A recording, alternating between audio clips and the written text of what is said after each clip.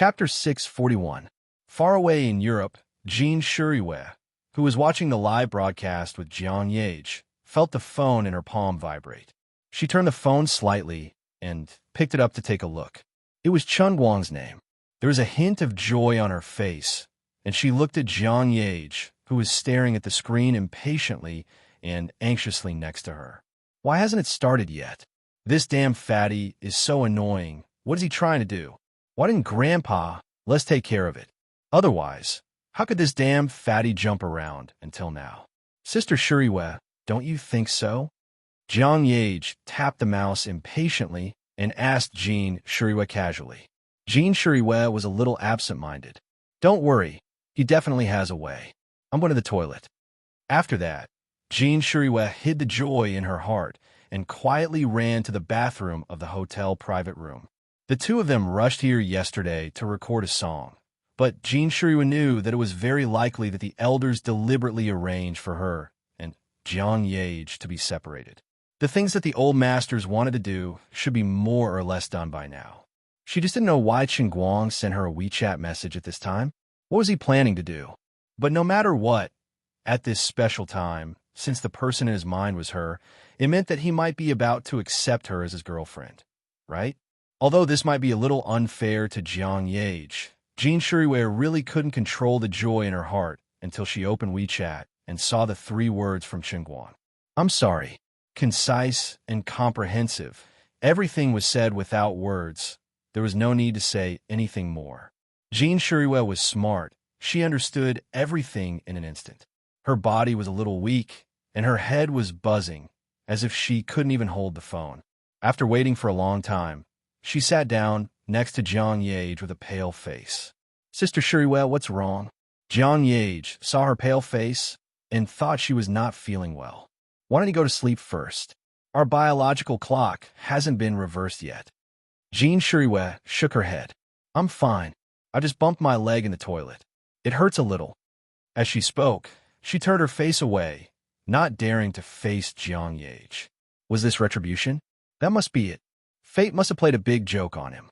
Perhaps she and Solomon had fallen in love with him at the same time, but Solomon was the first one to say it out loud. She had always been like a thief, carefully approaching Chen Guang little by little, and finally pretending to be his girlfriend in public. It seemed like she was selflessly helping him, but in fact, she was bullying Solomon for being naive and pure. She couldn't think of her own dirty and selfish thoughts. I almost succeeded, and I was even secretly happy just now. Now that I think about it, I've failed to live up to Solomon's trust. Now that I've been rejected by him, it's only natural. I deserve it, right? Jean Shuriwe clenched her hand tighter and tighter, wishing she could dig her nails into her flesh. Sister Shuriwe, why are you crying? No, Sang got in. Jean Shuriwe smiled. The press conference is about to begin. Let's see what Zhuo Wei is going to say. In a live broadcast, Zhuo Wei, who had already calmed down, walked out. He looked a little haggard. Whether it was the live broadcast platform or the live broadcast camera of Dachuan's satellite TV entertainment channel, they were all pointed at him. In a huge press conference hall, many media people looked at their former peer, who was now sitting on the podium of the press conference, feeling a little jealous. Regardless of whether Chen Guang reached a compromise with him or not, Zhuo Wei would be the final winner. Or he could earn a large sum of money in private, and then earn a reputation in the industry that could cover the sky with one hand. Who wouldn't be afraid of him in the future? Even Jean Shuriwe's boyfriend could be ruined by him. Even the rising #1 internet celebrity in China was convinced by him. Who wouldn't be afraid? If the two of them didn't compromise, he would really fight to the death with Chen Guang. Perhaps he wouldn't be able to get any money from Chen Guang, but it would show the power of the underworld and the entertainment industry. In the future, if others didn't want to repeat Chen Guang's mistakes, they would have to think twice when facing him. Many entertainment reporters were even envious of Zhuo Wei. He was a typical example of how bold a person was, how much money he could make. Boss, it's about time. Lu Xiaoyang, who was sitting next to the podium, reminded him in a low voice. He pushed a stack of materials he had already written in front of Zhuo Wei. Zhuo Wei looked coldly at the young man he had promoted. You already knew about it, right? Comrade Xiao Lu nodded. Yes, Mr. Lu told me last night. I'm sorry. Sigh. You don't have to apologize to me. If I encountered such a thing, I would have done more than you did. I deserve it. Actually, I want to be a good reporter.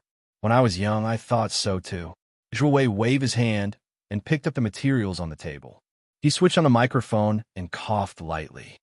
Everyone, I will now tell you everything that has happened over the past few days. First, please allow me to express my sincerest apologies to Mr. Chen Guang. What? The countless viewers in front of their televisions and computers were in an uproar. Hey, didn't you say yesterday that there was going to be some juicy news about Chen Guang? What's the point of apologizing? Are you King kidding me? Especially those who have been following the trend of defaming Chen Guang for the past few days. They simply couldn't accept this sentence. These people in front of their televisions and computers roared angrily. For the past few days, I haven't eaten, drank, slept, or rested. In order to uphold justice, to expose that shameless Chen Guang, I've turned myself into tap water. I've posted hundreds of thousands of posts on Weibo. I've gone to all the celebrities' Weibo accounts to leave a message saying that Goddess Moonlight has been bullied. CK. Aren't you and Goddess Moonlight friends? Aren't you best friends? Hurry up and help her. In the end, the first sentence of your T press conference is to apologize to him? What the CK do you think we are? His companion beside him consoled him. Zhuwei must have taken Chen Guang's money. That's right. Chen Guang bribed him with money. You mean to say that we didn't even live our own lives for the past few days? Instead, we followed along and defamed Zhuwei on the internet and helped him earn money? Maybe that's the case. CK. Be starred. But it's not completely useless. There were so many reports on the internet, and they were all well written. Chen Guang must be a rotten person. There's nothing wrong with boycotting him. That's right, that must be the case. Many of the reporters at the press conference were not as angry as the general public. They were all from the media and knew what kind of people they were. They had already guessed that Zhuwei would reverse the verdict at the last minute today, and it turned out to be true. Sigh, it's really pointless to think about it. I actually believed that Zhuwei would expose the truth at the press conference. How is that possible? Which one of us in the media isn't greedy for money? As long as you're willing to pay, I can even blow your tap water into bejeweled nectar. What's a little scandal about a celebrity like Chen Guang? Luckily, we had a backup plan. Many of the reporters had already lowered their heads and sent text messages to the media companies or marketing accounts behind them that it was about time to publish their articles. The general gist was that Zhuwei had reversed the verdict at the last minute at the press conference from exposing the truth to a whitewash. But since Chen Guang had already been defamed to this extent, it wasn't something that could be whitewashed just because you wanted to. If you eat the meat, we should at least drink the soup, right? Everyone, don't rush to publish your articles. Why don't you hear me out first? Seeing the people below the stage lowering their heads and fiddling with their phones, how could Zhuwei not know what they were doing? He hurriedly reminded them. I say, Fatty Zhuo, forget it. You can earn your own money, but don't stop us from writing our reports. You have your own explanation, and it's up to us whether we want to listen to it or not. We're not your paid troll army, and we have our own judgment as media personnel. You can continue to help Chen Guang clear his name. We'll just listen to it. Everyone knows what's going on. A young reporter sitting in the middle of the conference room rudely stood up from the crowd and questioned Zhuwei loudly. Perhaps he was in a hurry to become famous and wanted to show off. This young man didn't know any better. Although these were the unspoken rules of the industry, it wasn't giving him face to say it out loud. However, everyone was curious as to how Zhuwei was going to deal with this young man.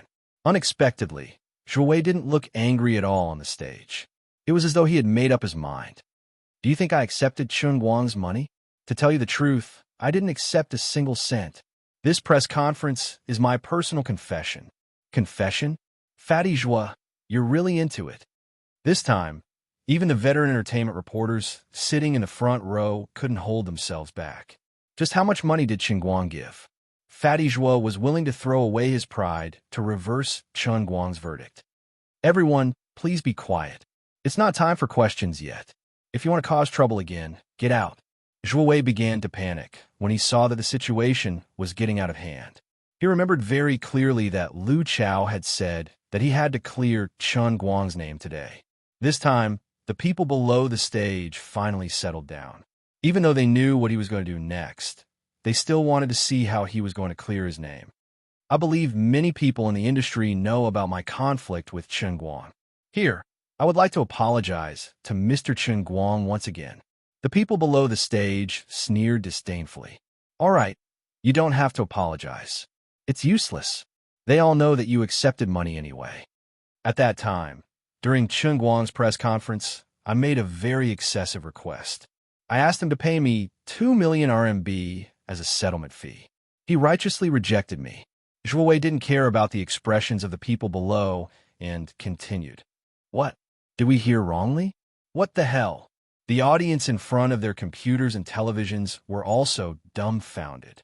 Although they had thought that Zhuo Wei would blackmail Chen Guang into paying, he said it himself. He didn't even try to hide the amount. Wasn't he trying too hard? He was suspected of extortion. But after being rejected by him, I bore a grudge. That night, I sent several employees of 8 Weekly to collude with the local hooligans in Wenxing Town to secretly take pictures of Mr. Chen. In the end, they were discovered by the enthusiastic people and called the police. Now, the 3 employees of 8 Weekly are still in custody. Many reporters were even more dumbfounded. Whether it was entertainment reporters, legal reporters, or financial reporters, they were all stunned by Zhuo Wei's almost self-destructive behavior. Although everyone had guessed these things, this was a live broadcast, a national broadcast. What are you trying to do? How can you say it out loud in front of everyone? Do you still want to work in this industry in the future? Didn't Chen Guang give you 100 million RMB? Do you have to be so desperate? Everyone gradually began to feel that something was wrong. Zhuo Wei's performance was beyond imagination. This was completely different from the bleaching process they had guessed. After the first 3 employees were arrested, I bore a grudge and began to arrange for the employees of 8 Weekly to fabricate fake news to maliciously smear Chen Guang online. I maliciously smeared Chen Guang's past achievements out of context and falsely accused Chen Guang of having an inappropriate relationship with his classmates and class counselor. Below is a recording of me instructing my employees to fabricate fake news. Everyone, please listen. Read at the video of him sharpening his pencil. Deliberately insert a fault in it. Do you hear me? Make the video look fake. Even if it's real, make it look fake. Then write an analysis article for me based on the fake video. What? You don't know how to edit videos? Are you stupid? Don't you know how to use Baidu? Anyway, you just need to make it look real. How many netizens will really understand it? All you need to do is to fool those idiots. Do you understand? I'll beat you to death if you spout any more nonsense. Just make up a few high-ranking players from the celestial stairway of Dota. That's right, just pull out a few high-ranking players from the foreign servers and write a proper interview. Say that Chen Guang was actually their substitute for Dota. What? You're saying that Chen Guang's level is too high and no one can substitute him? Are you being stupid with me? Who the F *CK cares how high his level is? If I say it's a substitute, then it's a substitute. Do you understand? I don't need to tell you how to play the piano, right? You know how to do it, right? You said his fingers were completely in sync with the audio track. Can't you cut it at the wrong position? If you say another word of nonsense, I'll pack up and leave. In this recording that lasted more than half an hour, Zhuo Wei perfectly demonstrated his professional standards. He was really good at deliberately discrediting and creating fake news. Actually, many people who followed the trend to discredit Chen Guang did not even go to Chen Guang's Weibo and click on his previous videos. They only saw those specious fake analysis and fake technical articles online and thought that they really saw the truth. As the recording was played bit by bit, the netizens in front of their televisions and computers finally realized a rather sad thing. They thought that they were upholding justice, but in fact, it was because they were too stupid and lacked the ability to think independently that they were played by Zhuo Wei. The reporters at the press conference were even more terrified than the audience. They were all media personnel and understood Zhuo Wei's way of doing things. But how could you say it in front of everyone? You, Zhuo Wei, are the famous #1 paparazzi in China. There had never been a media personnel like him, displaying the ugliest side of the media in such a crazy way in front of everyone in a live broadcast. It was as if he wanted to tear off the mask that all media personnel relied on to survive and directly expose the filth and ugliness of this industry to the light. Chapter 642. Crazy. Fatty Joie is really crazy. He's going to go to jail. We can't let him continue. Otherwise, what are we going to do in the future? Someone go and shut his mouth. We've already sent out the press release. If he flips the table, we'll be spitting sh*t out. No, hurry up and think of a way to shut Joie up. The reporters below the stage could no longer sit still. Some of the more impatient ones had already stood up from their seats. Everyone, please be quiet. Just then, another person walked out from backstage. Some knowledgeable reporters recognized this person. He was the true underground boss of Dechuan province, the chairman of the Dechuan Energy Association, and one of the 3 tycoons of Dechuan, Lu Chao. The reporters who had just started a ruckus immediately quieted down. After all, no one dared to provoke this ambitious and ruthless person. The suspicions in everyone's hearts finally dissipated a little. There had always been rumors that Lu Chao was the boss behind Bajou.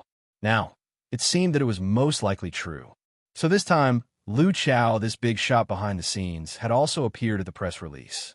Did that mean that Lu Chao was actually on Qingguang's side? He was here to clean up Qingguang's mess? Joie had jumped so hard just now. Was it because the flood had rushed into the temple of the Dragon King? No wonder this guy wanted to explode on the spot. In the end, he had kicked the iron plate of his own backstage.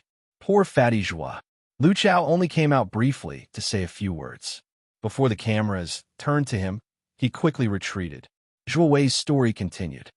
After that, through inciting on the internet, I sent another 5 Bajou employees to mix in with the general public to cause trouble at Qingguang Brokerage's office. After that, these 5 employees were also seized and sent to the police station. They have been detained ever since. After that, I called Qingguang again and asked him for a strategic partnership fee of 20 million. Yes, that's right. I was extorting money. The amount involved was huge. I, Joie, am here to surrender myself to the police.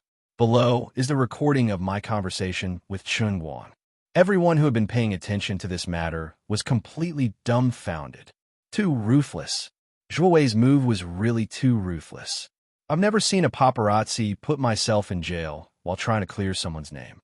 Today, I learned something new. The people who had been flaming Qingguang online were also panicking. It wasn't that they were worried about Qingguang's revenge. After all, there were hundreds of millions of netizens in the country, and at least tens of millions of them had flamed him before. How could he possibly retaliate against all of them? But if they didn't do anything now, it would be like telling others that they were fools who had been played by Joie. They were idiots. Who would be willing to admit that they were stupid? Helping a paparazzi blackmail an upstanding celebrity? Just thinking about it made her feel awkward. Her face was super red, okay? A man lives with his face, and a tree lives with its bark. The number of posts that follow the trend and flaming posts that I deleted, that's how much face I earned back, okay? After being rejected by Qingguang once again, I went berserk and sent all the employees of Octave Weekly in an attempt to follow up on all of Qingguang's friends and family. Apart from that, I also sent several employees of Octave Weekly to follow up on Qingguang 24/7, causing great trouble to his life and work. Here, I would like to express my sincere apologies to Mr. Chen once again. Last night, I tried to negotiate with Qingguang again. I tried to use the video that I edited to blackmail him and ask him for 40 million in cash as a strategic cooperation fee. Below is the recording of the conversation. Please listen to it. This recording was edited by Lu Xiaoyang. He cut out the content of their conversation that had anything to do with Lu Fei and Zhuo Jingxi. It sounded a little awkward, but the meaning remained the same. He was looking for Qingguang to ask for money. Be it the audience or the media, they were all shocked by this guy's appetite. F***CK, your appetite is really big. He only invested 130 million in total, and you F***king asked for 40 million. You must have been a bandit in your previous life. That's the whole story. It's just like what everyone saw and heard. Mr. Chun is an upright person. It was me who was blinded by greed and pressured him again and again. I embarrassed the media. My slander on the internet and in the media also caused great trouble to Mr. Chun. The impact on society was extremely bad. Apart from that, I invested a total of $489 million to hire fake reviewers to confuse the public. The following companies accepted my employment. Enough, Zhuo Wei, that's really enough. This time, you're trying to uproot everything. You didn't even let off the fake reviewers who took your money to help you. Yes, I fooled the entire country. I know that I'm guilty, but I didn't beg for forgiveness. My actions have already constituted a serious crime. Apart from that, I did many things in the past. The death of the singer Jin Jinru in a car accident 15 years ago was also caused by me chasing after a car and secretly taking pictures. Apart from that, 8 years ago, it was me who reported on the kindergarten that the famous movie star Chen Xiaolong's son was studying at. It indirectly led to the kidnapping and murder of Chen Xiaolong's son. 6 years ago, it was also me who secretly took pictures and discovered that the actor Zhang Chenai was gay. After blackmailing him failed, I publicized it on the internet, causing Zhang Chenai to be widely questioned by the public. In the end, Zhang Chenai couldn't bear the burden and chose to commit suicide by jumping off a building. Also, I was the one who took part in all of this, and I managed it all by myself. I will bear all the consequences of breaking the law. The other employees of Octave Weekly were forced to participate in this matter by me. I implore the judicial authorities to give them a lenient sentence on account of their involuntary actions. As a media person, I went against my original intentions. I did anything for money. I ignored the law and did not speak of morality. I was blinded by money. I am a disgrace to all media people. I have caused a terrible impact on society. I have let everyone down. I have let everyone down. As Zhuo Wei spoke, he started to choke up. Perhaps when he slowly recalled the past, he realized that what he had done in the past was unforgivable. Lu Xiaoyang's nose was a little sour. About an hour ago, this China's #1 paparazzi, who created 8 Weekly, was still in high spirits. He thought that he was about to reach the peak of his life. However, only a few hours had passed, and he had chosen to reveal everything he had done in the past in front of the entire nation. How tragic, how desolate. What he said did not seem to constitute a serious crime in the eyes of the law. But the result was one tragedy after another. Who could be blamed for Zhuo Wei ending up like this? Moreover, even if all the crimes he listed were true, he would only be sentenced to 10 years at most. What about the people who indirectly died because of him? Who would sympathize with these people? He did not kill them, but they still died because of him. Xiao Lu, don't learn from me. You're not even 30 yet. You still have a lot of time. You must be a person who can live up to your conscience. Zhuo Wei threw the documents in front of him away and burst into tears. Boss, Lu Xiaoyang's heart was sour. He thought that he was only treating Zhuo Wei as a joke. But now that he saw Zhuo Wei shouldering everything, he was filled with mixed feelings. Zhuo Wei and Lu Xiaoyang were not the only ones in an awkward situation. The reporters, who were hurriedly asking their departments to withdraw their articles, recalled how they had followed the trend online. They were afraid that Chen Guang would settle the score with them. Without a reason, Zhuo Wei wouldn't have been as remorseful as he pretended to be. The so-called justice could only be defended by force. Zhuo Wei's decisiveness could only mean that the power behind Chen Guang was so strong that he could not even think of resisting. Even Zhuo Wei's backer, Lu Chao, chose to sacrifice himself to protect the king. No one wanted to repeat the same mistake. All the previous scandals had to be withdrawn. None of the prepared articles could be used. They had to seize this last opportunity to choose a side and help Chen Guang clear his name. Those who followed the trend and watched the incident with the mentality of watching a joke felt that they had lost a lot of face. They thought they were moral guardians, but in the end, they were just monkeys who were played around. Thinking about it made them feel embarrassed. Of course, the most embarrassed were the economists and celebrities who followed the trend and slandered Chen Guang. The press conference was not over yet, but these people's Weibo posts were already scolding them one after another. I thought you were a learned person. In the end, you also followed the trend without any real evidence. You were in cahoots with that big corrupt official, Su Lijing, right? You're taking revenge for Su Lijing, right? Sanctimonious and hypocritical. You and Su Lijing are classmates. You must be a greedy old man. How can you be a university principal like this? Do you dare to announce your assets?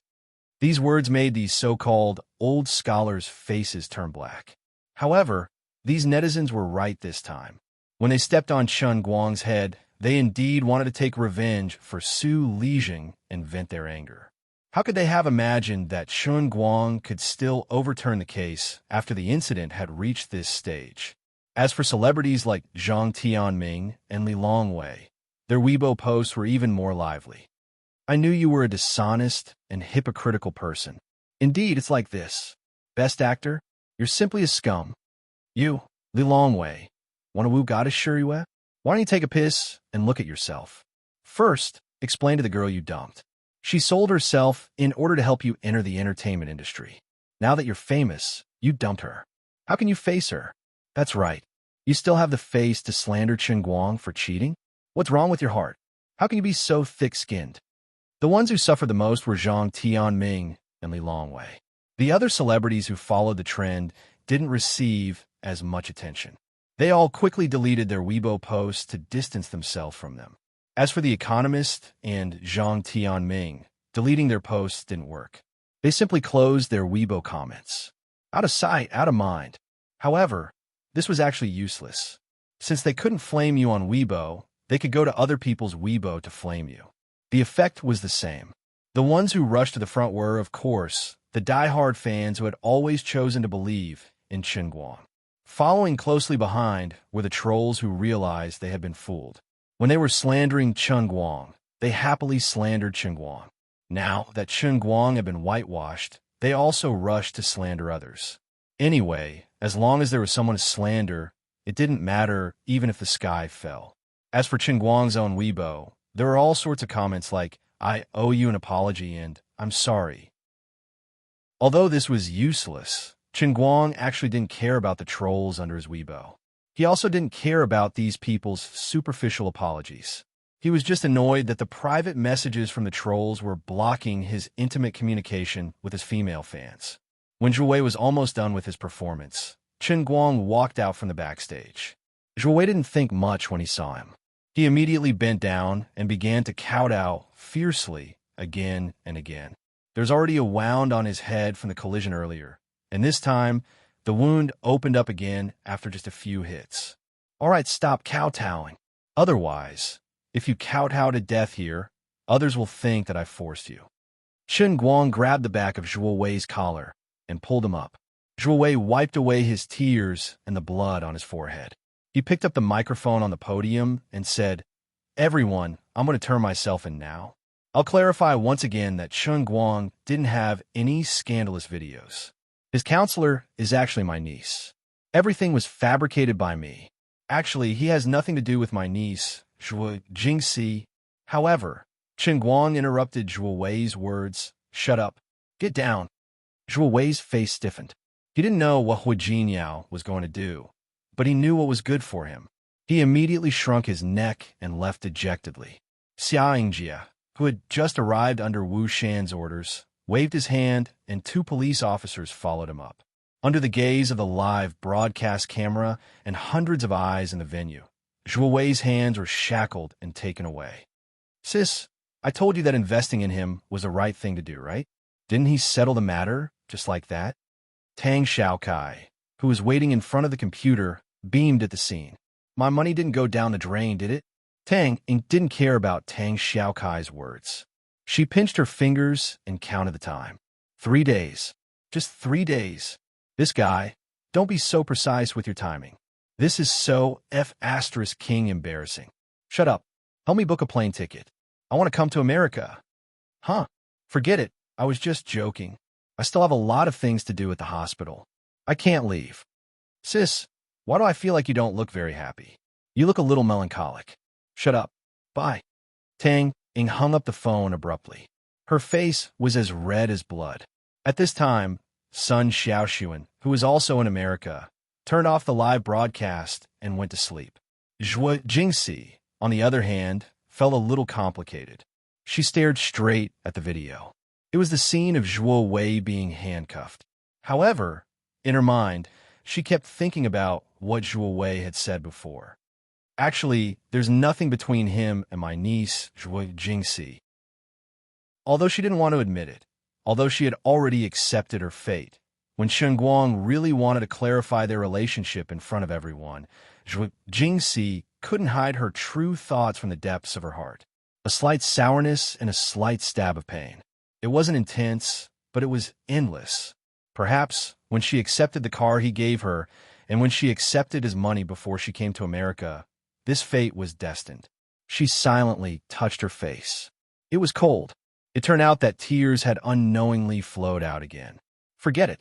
I shouldn't have asked for more. He's so outstanding, and he treats me well enough. It's fine as it is now. As long as I don't cause him any trouble, it's fine as long as he's happy. And then again, I don't seem to be able to satisfy him in that aspect, right? Didn't he say that he wanted me to train my body because I'm a pitiful 3-second girl?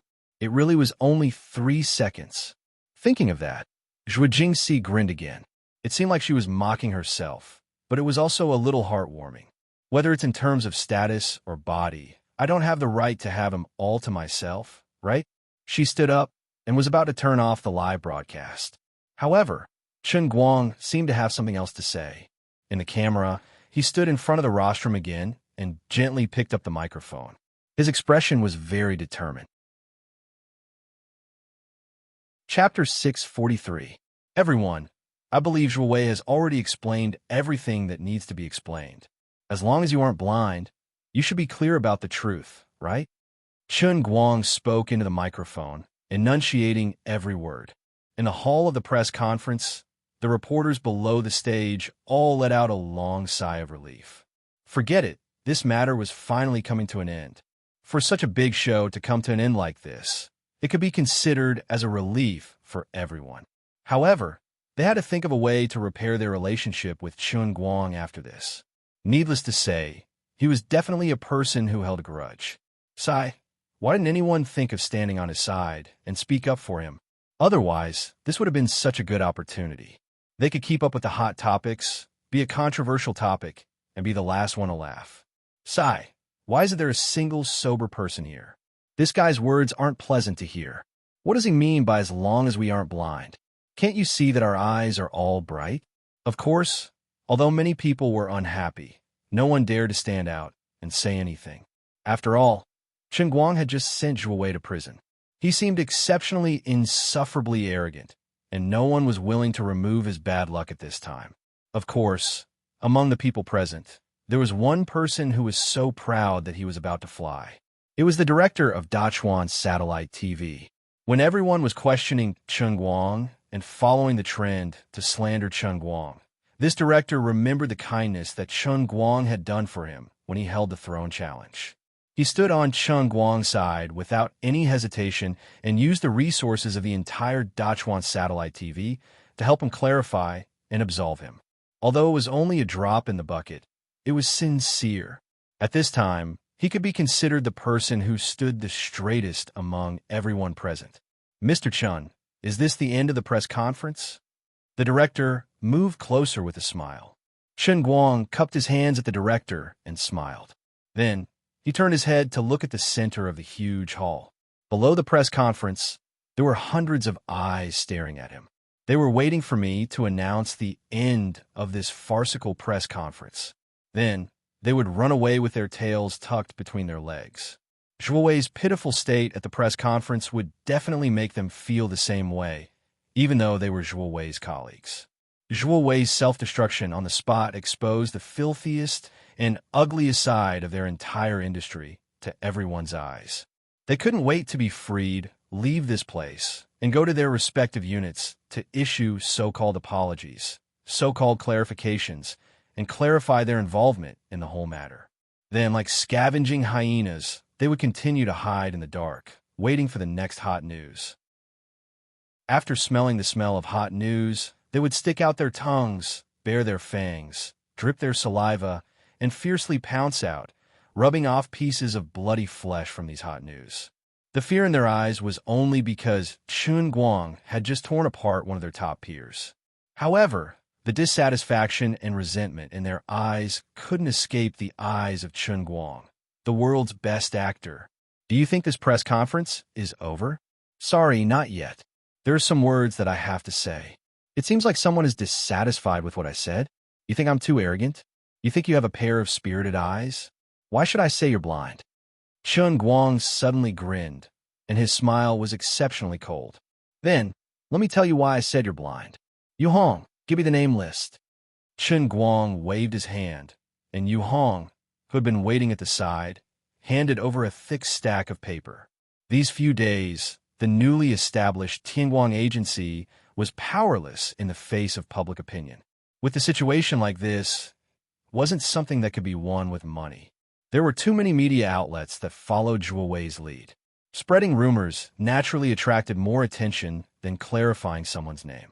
Moreover, everyone thought that Chun Guang was powerless, and there was no benefit in helping him redress his grievances. The entire public opinion wasn't just the opinions of the 8 weekly magazines, but the entire social media that followed and attacked him. It was unrealistic for a newly established company like Tianguang Agency to go against the entire media and public opinion. Therefore, Chun Guang decided to change his strategy. He stopped letting Tianguang Agency try to clear his name, and instead focused on gathering a list of all the media outlets and related personnel that followed the trend to slander him. Now, this was the name list in Chun Guang's hands. The audience was in an uproar. They weren't stupid, and they could guess what name list Chun Guang had in his hands. They only thought that this guy was crazy. They thought that Zhuo Wei's self-destruction was crazy enough, but now they realized that Chun Guang was even crazier. Although you won today, can you stop before going too far? Shouldn't you know when to stop? What's the point of making a list of all of us? Do you really want to fight the world alone? Well, I'm going to say next might be a little harsh. If you don't want to listen and want to leave, you can leave now. Chun Guang waved his hand. His expression was cold, but he was laughing coldly in his heart. Damn it. I've been like a turtle hiding in its shell for the past few days, and I've been scolding all of you. If I don't get back at them today, when will I get back at them?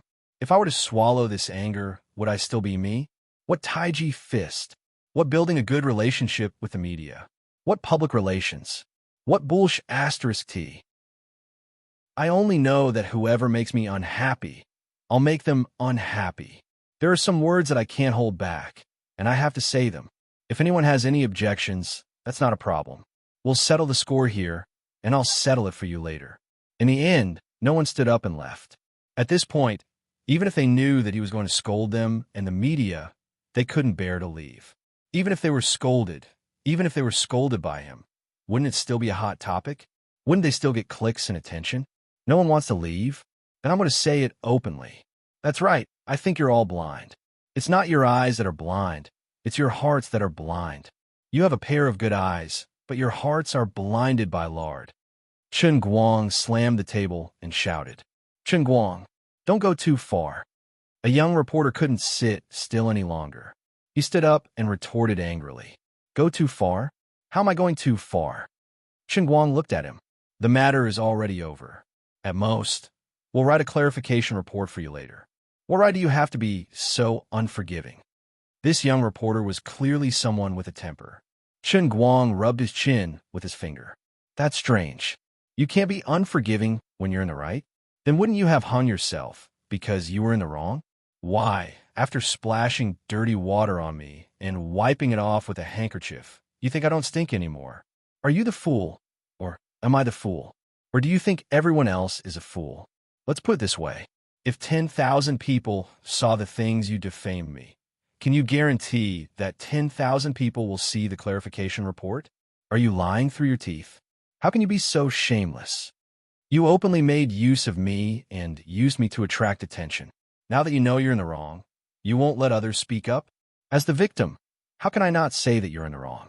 Are you the king of heaven or something? How can you be so capable? Young man, shut up. I know you're from East Entertainment Weekly. Don't worry, My lawyer's letter will only reach your company in 2 days. Don't panic. The moment Qin Guang said that, the audience was in an uproar. It looked like this guy was really going to settle the score. East Entertainment was not a big company. If he also sent a lawyer's letter, then the others would not be any better. In front of the computer, Jiang Yage also widened her eyes in disbelief. Is our Guang crazy? There's no need to do this. Even if it's just the two of us, we can't offend all the media people. Jean Shuriwei seemed a little distracted. Sister Shuriwei? What's wrong? No, nothing.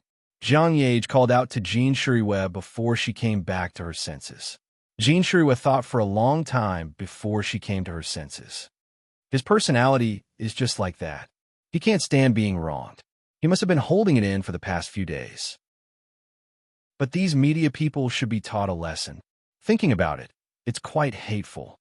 The young man from East Entertainment weakly froze in front of the camera. His face turned pale, and he sat down. His mind was buzzing. It's over. I'll definitely be beaten to death by the chief editor when I get back. What? Are you really wronged? Why are you feeling wronged? I have 2 lists in my hands. The thicker one is the list of all the media who participated in or took the initiative to defame me in the past few days. The thinner one is the list of the companies who were invited today. I took a look just now. At least 80% of the people sitting here have maliciously slandered and defamed me. Zhuwei has already made it very clear what the facts are. I'm not slandering anyone when I say you're blind. You're all in the same industry as Zhuwei. How can you not know what kind of person he is? Just look at the fake scandals he created. Any random person in the media can go my Weibo and verify it. You should know how he faked it. Do you really not understand? No, you all understand. But you all are just pretending to be ignorant. As long as you can make money, as long as you can attract attention, you don't care about the authenticity of the news. You also don't care if it will affect me. You think the law doesn't punish the masses. You think that since everyone is following the trend, why can't I? You also think that you are the media and that you are very powerful. We have to rely on you to make a living. We have to beg and be afraid of you. You think that I can't afford to offend you. You think that it doesn't matter what happens. At most, you can just release an apology from a small tofu block, and I won't pursue this matter anymore. And those academics. Qin Guang pointed at the camera. I know you are watching. Professor Ma, Professor Liu, Professor Ding, Professor Xie. What? Did Su Lijing's execution make you all unhappy with me? Don't talk to me about the economic principles of being an internet celebrity. You can use that nonsense to fool children. You just don't like me.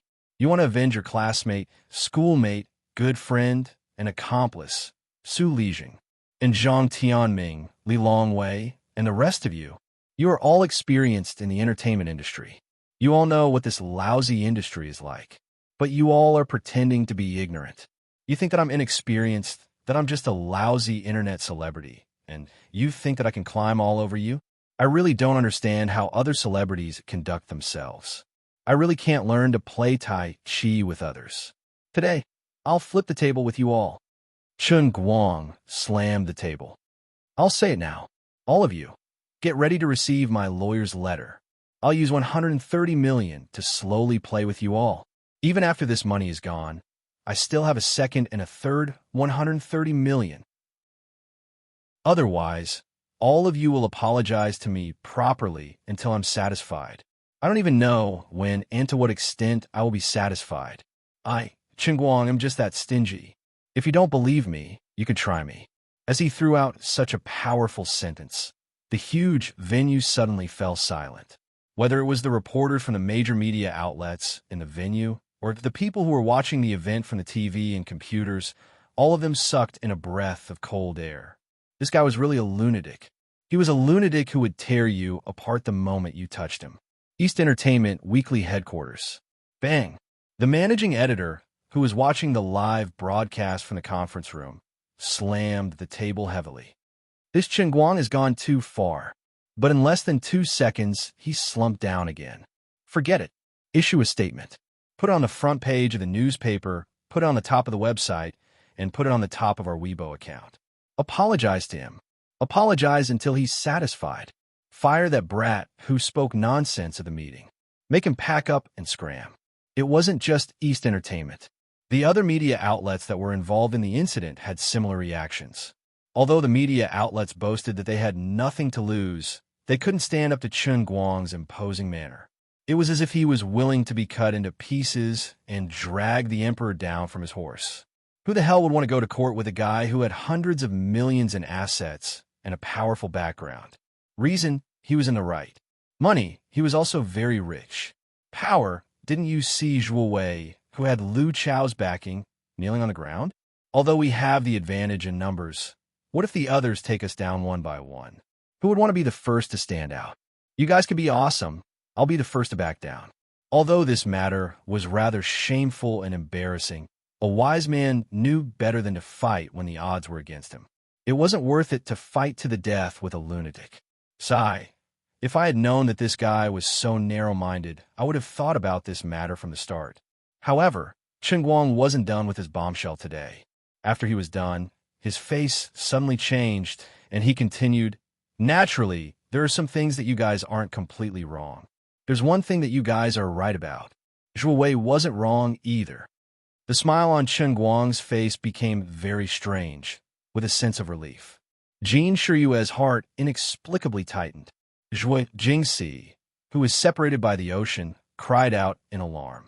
She subconsciously shouted, "No, don't do this." But of course, Chen Guang couldn't hear her soft cry. Chen Guang looked straight up at the camera. His gaze seemed to cross the ocean and shoot into Zhuo Jingxi's eyes. He slowly opened his mouth, and his words were filled with deep emotion. "Zhuo Jingxi and I, who was my former counselor, aren't completely unrelated like what Zhuo Wei said." A reporter who was taking a sip of water spat the water at the back of the head of the person in front of him. Chapter 644. However, the person who was sprayed all over did not have the mood to turn around and scold him. Instead, he looked at Chen Guang on the stage with his mouth wide open and muttered, "After all this time, you've been acting cool for so long, and in the end, you're going to blow yourself up too. What day is it today? Is it trendy to blow yourself up?" Breaking news. Shocking breaking news. Jin Shiyue's boyfriend had publicly admitted to having a relationship with another woman. There was a sudden clap of thunder on the ground. Were you going to blow up the heavens and earth? Even if Zhuo Wei said these words 10,000 times, it wouldn't be as fierce and intense as you saying it yourself, all right? At that moment, many of the reporters only felt that, based on how awesome this guy was today, they would obediently give him their heads off, not to mention scolding him to death. Thinking about other celebrities, even if they were truly in love, wouldn't they refuse to admit it even if they were beaten to death and were beaten to death, let alone cheating and cheating? Perhaps they finally couldn't hide it anymore, or perhaps they were waiting until they were about to get married. So they hid it and said, "We to announce it to the world." What's more, their children were about to graduate from primary school, but they were still single and unmarried. Looking at our Pokemon, Chen Guang, from the way he had behaved at the beginning of the day, whether it was making Zhuo Wei blow himself up on the spot in front of a live broadcast, slapping the reporters' faces, or suddenly throwing out shocking news. Really, this person's train of thought was completely different from normal celebrities. He didn't play by the rules, and he didn't have any. He was like a mudslide in the entertainment industry. As reporters, we don't admire many people, but bro, your style is really different from everyone we've seen. Looking at Chen Guang's incomparably solemn and serious expression, whether it was the reporters present or the audience in front of their televisions, this was the only thought that popped up in their minds. Cheating on someone in such a fresh and refined manner. There really wasn't a second person in history. Chen Guang could totally guess what these people were thinking, but he didn't mind. In his heart, he only silently thought that if he completely erased this matter today, he would not be able to face his own conscience. It wasn't difficult to cover things up. All he had to do was follow Zhuo Wei's words and lie in front of the audience and reporters. He had to use his world-class acting skills to tell them that he had nothing to do with Zhuo Jingxi. Then, he pretended to shout, "I have a very good relationship with Jin Shiyue. Thank you for your concern," and so on. This matter was completely over. It was very simple for him to do all of this. Even if he didn't do anything now, it would be enough. After all, after such an incident, no news media would dare to pry into his private life in the future. Even if they discovered something or captured something, they would have to carefully consider whether they had the courage and guts to self-destruct on the spot like Zhuo Wei. After all, this guy held grudges beyond imagination. Then, the sun would rise as usual tomorrow, and Chen Guang's identity as Jin Shuyue's boyfriend would continue. Zhuo Jingxi, who really had that relationship with him, could only hide in the dark and continue living her life as a thief without identity or status. Even if she said that she didn't care, that this was her fate, that she had to bear with it, that she used a carefree smile to hide the sadness and pain in her heart, it was all meaningless. The human heart couldn't be lied to. Chen Guang always said that others pretended to be ignorant, but in fact, wasn't he the same? How could he not understand Zhuo Jingxi's thoughts? So, this seemingly simple lie, he couldn't do it. There was clearly something going on between him and Zhuo Jingxi, and there was clearly nothing between him and Jin Shuyue, but now, he had to say that Zhuo Jingxi was someone who had nothing to do with him. He really couldn't do it. He could imagine how depressed and self-abased Zhuo Jingxi must have felt while watching the live broadcast. Then, when she turned around, she would have to force a smile to comfort herself. If he really did, as Zhuo Wei said, and cut off all ties without any psychological burden, then he wouldn't be a man. Perhaps some people would think that Chen Guang was stupid. But Chen Guang didn't care. In the world, he only had to live up to his own conscience. I've already done it, so I have to take responsibility as a man. Yes, I like Zhuo Jingxi. I care about her a lot. I'm currently pursuing her. Swallowing his saliva, Chen Guang said in a heavy tone. This was the most suitable way he came up with after careful consideration. It could not only give Zhuo Jingxi, who was far away, a reasonable status, but also not let her get caught up in too much public opinion. After all, she used to be his teacher, and his current identity was special enough. Zhuo Jingxi was a girl, after all. If a man publicly said that he had sex with her, even though it was true, it would still cause great damage to her reputation. Maybe in the future, she would get tired of being his mistress and want to seek a more comfortable life. Therefore, he would shoulder all the problems on his own shoulders. This was good. All the problems were his own problems. Of course, Zhuo Jingxi didn't do anything wrong. A woman being one-sidedly loved by another man, what did she do wrong? Mr. Chun, is what you said true? Have you carefully considered what you said? After all, this fact is a bit. At this time, a veteran reporter who was sitting quite close to the front stood up. When he asked the question, he desperately winked at Chen Guang, perhaps reminding Chen Guang to restrain himself and quickly think of a way to cover up what he just said. Chen Guang interrupted him. I have carefully considered it, and I am responsible for my own words and actions. But not everyone was so kind. After all, everyone wanted to make a big news. Mr. Chun, may I ask why you like Zhuo Jingxi? According to the previous reports, although Zhuo Jingxi is indeed beautiful, she is just an ordinary woman. Compared to Jin Shuyue, Chen Guang asked him in return, do you have to find a reason to like someone? Brother, looking at your age, haven't you been in a relationship before? Are you in an arranged marriage? Mr. Chun, did you communicate with Jin Shuyue beforehand when you announced this publicly? Have you thought about the impact this will have? Chen Guang answered, I told Jin Shuyue beforehand, and I know what impact it will have, but Jin Shuyue is also innocent in this matter. I will give everyone a more detailed explanation later. Quiet, everyone be quiet. Chen Guang, although I am a reporter, I have always been a loyal fan of the left and right-hand man. Your behavior is shameless. Despicable. Even if you send me a lawyer's letter, I can't take it anymore. I won't do it anymore. I just can't stand you. I'm going to get justice for my goddess. A young man lost control of his emotions. He looked like a real fan, but before he could rush to Chen Guang's side, he was pressed to the ground by the bodyguards sent by Lu Chao. Chen Guang wasn't angry. This person had lost control of his emotions, but his intentions were good. Zhuo Jingxi, who was in front of the computer, also lost control of her emotions. She couldn't say how proud she was, but there was an inexplicable warmth that suddenly emerged from the depths of her heart. Without warning, it filled her entire heart. She never dreamed that Chen Guang would go this far. She even felt that she wasn't worthy. But what was done was done. Chen Guang had already said it, and it was impossible to take it back. Zhuo Jingxi even felt that if she were in Chen Guang's shoes, she wouldn't have said it on such an occasion. But he still did it. He knew what the consequences would be, but he still did it. Even though they were separated by a computer screen and a long network cable, Zhuo Jingxi could read his heart through his eyes. I just don't want you to feel wronged. That's all. This time, she cried like a pear blossom in the rain, but there was no sadness. Other than being touched and grateful, there was nothing else. All right, behave yourself. I haven't finished speaking. What are you guys rushing for? On the screen, Chen Guang was facing the public's criticism, but his expression didn't change. He was still very calm. Next, I'm going to say something else, and it's also very important. First of all, I'd like to apologize on behalf of Jean, Shuriyue, and myself. We're sorry. We lied to you. We lied to all of you. What's going on? What the hell? You're not done? Bro, why don't you just write a long article and say it all in one go?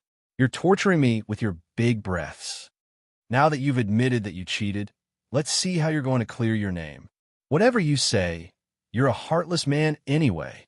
Whether it was the reporters or the audience, they couldn't understand how Chen Guang was going to clear his name. The development of the whole matter had completely exceeded their expectations. But Jiang Yage understood the moment she heard it. Her mouth opened wider and wider as she pointed at Chen Guang on the computer screen. After a while, she reacted. I feel that something is wrong with you, Sister Shuriyue. Is this guy planning to distance himself from you at the press conference? Jean Shuriyue narrowed her eyes fiercely. It's like this, and it's about time. What time is this? What time is this? How can he be like this? Isn't this making things difficult for me? How am I going to look for him in the future? Jiang Yage was anxious. She subconsciously wanted to pick up her phone and call Chen Guang. She wanted to use the matter of Chen Yu to force him to give in. But looking at Chen Guang's firm expression on the screen, Jiang Yage finally couldn't muster up the courage. Instead, she shrank back in her chair. Her face was full of confusion and panic. She didn't know what to say. Finally, after a short uproar, Chen Guang made a gesture of pressing his hand down. The venue gradually quieted down. He slowly said, I think many people know about my lawsuit with Gokyo University's vice president, the leading figure in the domestic economics field, Su Lijing. This time, there were also many old scholars who jumped out to say that I was wrong. This matter started because of this. Then, Chen Guang used concise words to roughly describe the situation he was in when he and Su Lijing were at the peak of the dispute. It was also at this time that Jean Shuriyue took the initiative to let him pretend to be her boyfriend. She used her social connections to make Su Lijing fearful so that he could be safe after losing the lawsuit. So, actually, Jean Shuriyue, and Jiang Yage are very close friends. It's also because we are of different genders. Otherwise, it would be correct to say that we are best buddies or sisters. We talk about everything, and they have helped me a lot. This matter has indeed caused a very bad impact on Jean Shuriyue. I personally apologize here, and I also apologize to all of Jean Shuriyue's fans for causing you trouble. But she and I are completely innocent. Huh? Pretending to be a couple? Didn't the two of you kiss before the Beijing concert? The reporter who was Jean Shuriyue's fan was still pinned to the ground, and he straightened his neck and asked. Chen Guang, on the other hand, blushed. I'm even more sorry, but we are really not lovers. Jean Shuriyue will probably release a statement to clarify in a while. This matter will end here, okay? This guy actually cried tears of joy. I knew it. I knew that Goddess Jean would not be so easily wooed away by someone. Ha ha. This guy was crazy with joy. Not only him, but Jean Shuriyue's fans in front of their televisions and computers also heaved a long sigh of relief. The truth of the matter was actually like this.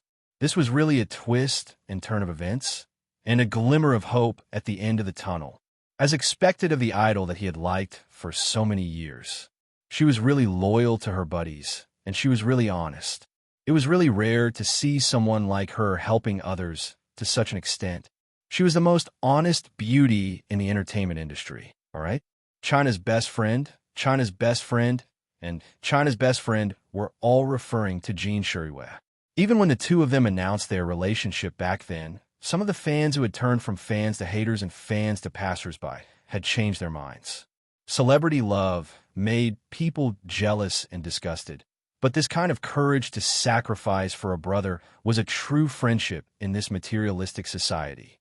It was definitely a magic weapon to attract fans. Of course, not everyone was only happy for Jean Shuriwei. Some felt that Goddess Shuriwei had sacrificed too much. After all, she was a female artist at her age. Although it had been 10 years since her debut, she was only 20 years old. She had always had an image of a pure and innocent girl. Her love affair this time would definitely have a far-reaching impact on her image as an idol. However, there were also people who said that it was the goddess's own decision. Didn't everyone like Goddess Jean because of her honest character, which was soft on the outside but hard on the inside? If they had not become a fan of such a person, who else would they be a fan of? Chen Guang's fans, on the other hand, were not very happy. After all, they used to be quite proud that their idol was their goddess's boyfriend. Now that they heard him say it himself, they were still a little disappointed. However, these diehard fans of Chen Guang quickly adjusted their emotions. Our brother all-rounder was not a useless person. Our brother all-rounder was the best at everything he did. He could become famous without relying on women. All right? Our brother all-rounder was not like those hyped-up internet celebrities. They relied on their own abilities to become famous. The reporters in the venue were a little stunned. When Chen Guang mentioned Su Lijing's matter, everyone present was from the media. They had followed this hot topic in the past. When the old matter was brought up again, they immediately recalled it and were speechless. Not only was Chen Guang an honest boy, but his right-hand man was also similar to him. Indeed, they were not from the same family. Chapter 645. Then, today's press conference has come to an end. Thank you for your support. Yes, on behalf of Zhuo Wei, I would also like to thank everyone. After all, he was the one who sent the invitation letter. All right, please remember to receive the lawyer's letter when you go back. If possible, I don't want the lawyer's letter to become a court subpoena. Everyone's report must be factual. Chen Guang blinked, turned around, and left. He had finally said it out in front of everyone. He felt light and carefree. Even when he walked, he felt as if he was walking on air. Did men care about their pride? There was no such thing. Who would be willing to carry the reputation of relying on a woman all day long? Seriously, this guy didn't even forget to threaten us before he left. A reporter in the press conference hall muttered softly. His colleague beside him asked in return, "You're not convinced? Continue to fight him head-on?" The reporter who complained earlier shook his head like a rattle drum. "I didn't take the wrong medicine. I think so too. You don't look like you're crazy." Forget it. He was in the right to begin with. Now that the matter of cheating had been explained clearly, he and Jean Shuriwei were only friends, so cheating wasn't valid at all. But to be honest, I quite admire him. If it were me, even if it was a fake couple, I would still continue acting. It's not hard to find beautiful women, but Jean Shuriwei is a goddess. That's why Chen Guang is Chen Guang after all. You're just a lousy writer. That's true. He's so carefree. I really can't be envious. As the live broadcast signal was cut, the audience in front of their computers and televisions finally finished watching the drama. The aftermath of the incident was not over yet. It was still slowly brewing. But without a doubt, as time passed, the various media outlets would issue clarifications and apologies one after another. The negative impact that Zhuo Wei single-handedly directed on Chen Guang would gradually fade away. Perhaps a long time later, the unscrupulous marketing accounts would make a fuss about it again. But it would not be able to stir up any big waves. Of course, those who wanted to continue consuming Chen Guang had to carefully weigh their own capabilities and think clearly about whether they could withstand his revenge. After all, he was so narrow-minded that he made a list of all the people and companies that followed him to defame him. He even threatened to send a lawyer's letter to them one by one. Moreover, he was not afraid of the new generation of impoverished celebrities who stubbornly resisted him. He was really a clean stream in the modern information society. This fellow was simply poisonous. He was like a dog-skin plaster that was rude and unreasonable to the extreme. Some people were happy, some people were worried, and naturally, some people were worried. The same thing, in the eyes and ears of different people, would have different feelings. Some were scared, some were touched, some were sad, and some were furious. Far away in a villa in Yanjin, old man Jean slammed the table with a livid face. Nonsense! What nonsense? How could such a thing be falsified? How could this be a joke? Are you trying to throw away this old face of mine? Old Jiang next to him covered his mouth and chuckled. He liked to see his old buddy fuming. Old Jean, your son-in-law is going to fly away. I'm so angry. I'm so angry. Even you, old Jiang, are laughing at me. Old man Jean suddenly clutched his chest and couldn't stand still. The other old men panicked. Old Jean, don't scare me. Old Jiang was the first to rush to old man Jin's side. He took out a calming pill from his pocket and fed it to old man Jean. He didn't have this problem himself. The medicine he had on him was for old man Jean. Old man Jin's face turned red after he took the medicine. Didn't this Chung kid say that he is still chasing that Joie something? Joie Jingxi. Old Jiang reminded him. That's right. He has a one-sided crush, and she didn't even say yes. Why should my granddaughter admit defeat? Shuriwei is so good. How is she not good enough for him? A man chasing a woman is separated by a mountain. A woman chasing a man is separated by a layer of gauze. Old Jean, am not convinced. I will not suffer such a loss. I don't care. I'm not going to accept this. Go after her. Shuriwei has to get him back. This is a child's matter. Why are we adults getting involved? Old Jiang was quite unhappy. In fact, he wanted Jiang Yage to secretly make a move. Old man Jean sat down dejectedly and sighed. You haven't seen how my precious granddaughter talks about Qingguang. I watch her grow up.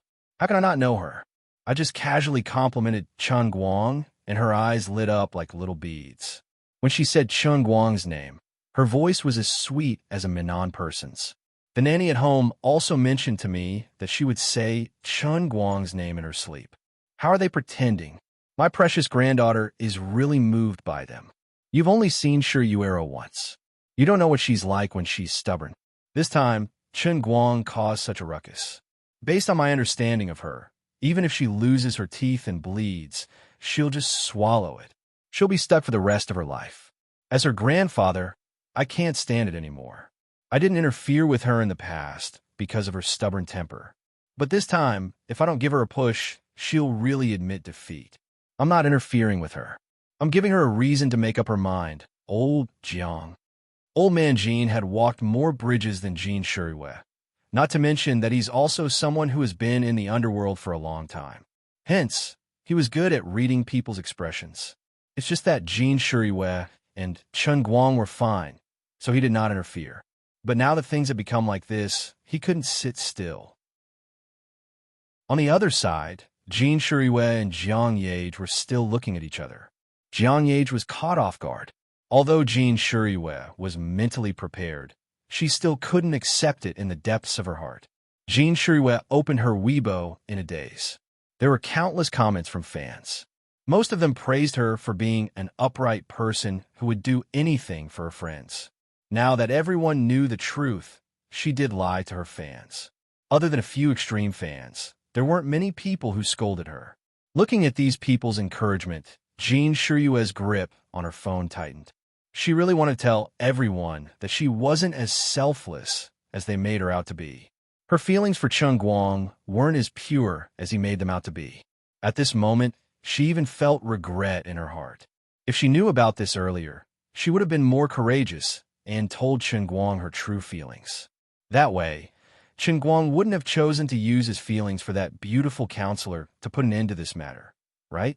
But when she looked at Jiang Yage, who was sitting beside her, she held it in. She slowly suppressed her disappointment.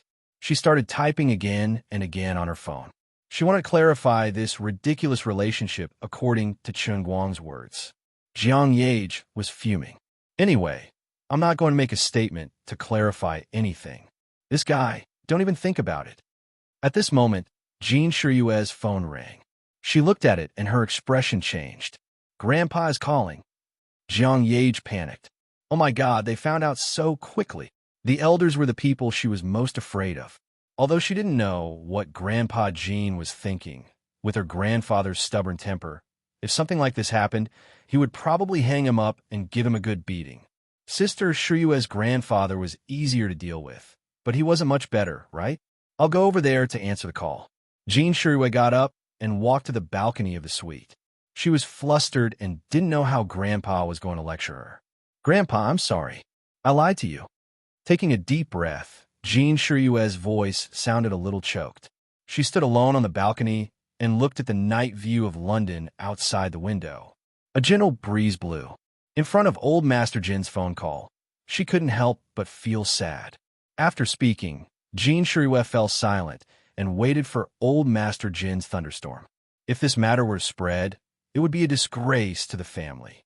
Unexpectedly, after a short moment of silence, old Master Jin suddenly flew into a rage.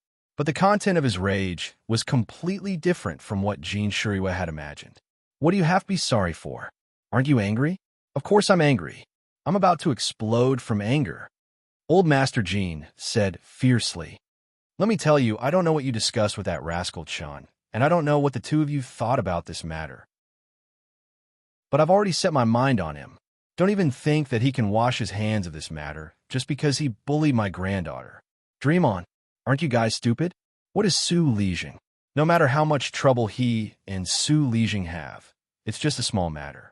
Is there a need for you to pretend to be his girlfriend for such a small matter? Do you think he doesn't understand that you made a mistake? That rascal is just bullying you for being honest. I won't agree to it. The more old Master Jean spoke, the more agitated he became. Old Jean, can't lose face like this. I have to get back at him. This isn't something that can be resolved with just a few words of apology from you or him. You already have one foot in this matter, and you want to leave just like that? Dream on. Jean Shiryue was anxious, but old man Jean flipped out again. No buts.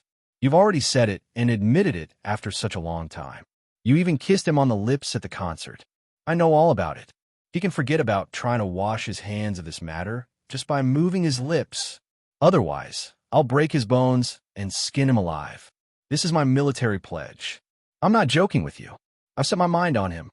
Jean Shiryue was dumbfounded. Why did it sound like Grandpa was forcing her to be with him? But he likes. Jean Shiryue wanted to drag Zhui Jingxi into the picture again. Old man Jean snorted. He said he likes someone else, but she doesn't like him. If he can chase someone else, you can chase him too. How could my granddaughter lose to anyone? In the past, I let you do as you please, thinking that young people should make their own decisions. But since you can't make your own decisions now, I'll help you. In any case, you have to get it back from me. Otherwise, both of you can go to the northwest to dig for coal. I'll give him a call now and let him do as he sees fit. Old man Jean hung up the phone and heaved a sigh of relief. Shiryue, I know you're kind and won't make things difficult for others. Grandpa will help you be the bad guy today. Jean Shiryue held the phone and listened to the busy tone. She was momentarily dazed. On the other side, Chen Guang's scalp went numb when he saw the caller ID. He wasn't afraid of anyone, but he was afraid of old man Jean. This old man admired him very much. Now, he could sit in the position of the director of the Guangdong General Administration. Although Wenwen was part of the reason, old Master Jean was also secretly adding fuel to the fire. He was trying to groom him. Old man Jean was already so old, so he took it seriously. Grandpa Jean, shut up. All right, I'll shut up. You still have the cheek to call me Grandpa. Listen to my explanation. I'm not listening. I'm not listening. Brat, I'm telling you, this isn't over. It's definitely not over. You have to be with Shiryue. What? Old man Jean, you can't be like this. Ha! Now you know that you can't be like this? What were you doing earlier? What were you doing when you were kissing and touching her? Now I want to go back on your words? Do you really think that I, old man Jean, am a pushover? Yes, you're related to the Wen family, so I can't do anything to you. You're also capable, and your training method is effective. You're also a talented person. But this old man can take care of Shuriwe. Anyway, I'll say it here. If you insist on going back on your words, I'll marry her off to Africa and become the wife of a tribal chief. You can repent for the rest of your life." Old man Jean hung up the phone with Chen Guang and heaved a sigh of relief. It's finally over. The group of old men at the side looked at him and gave him a thumbs up. As expected of old man Jean, with just a few words, he had given his granddaughter a military order without putting her in a difficult position. At the same time, he had also given Chen Guang a wake-up call. This old man was really using the old tactics he used in the past. Brilliant, really brilliant. "Sister Shuriwe, what did your grandfather say?"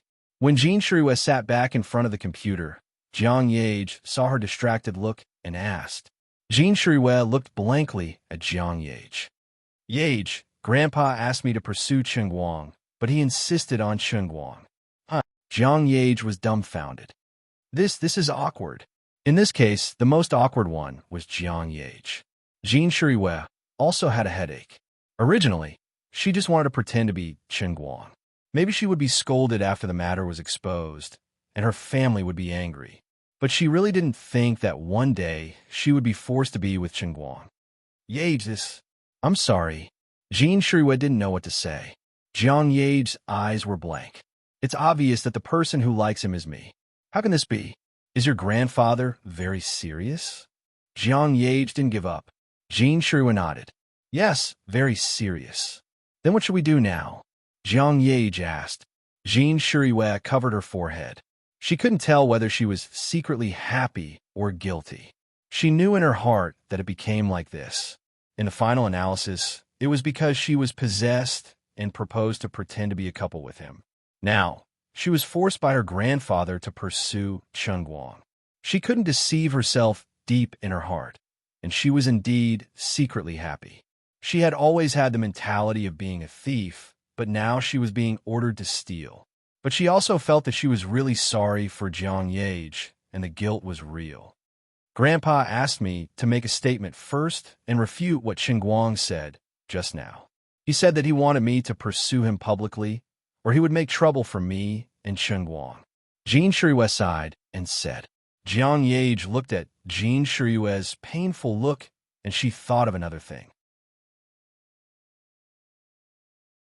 Chapter 646. Chen Yu is Chen Guang in disguise. By Hua Ji likes Chen Yu.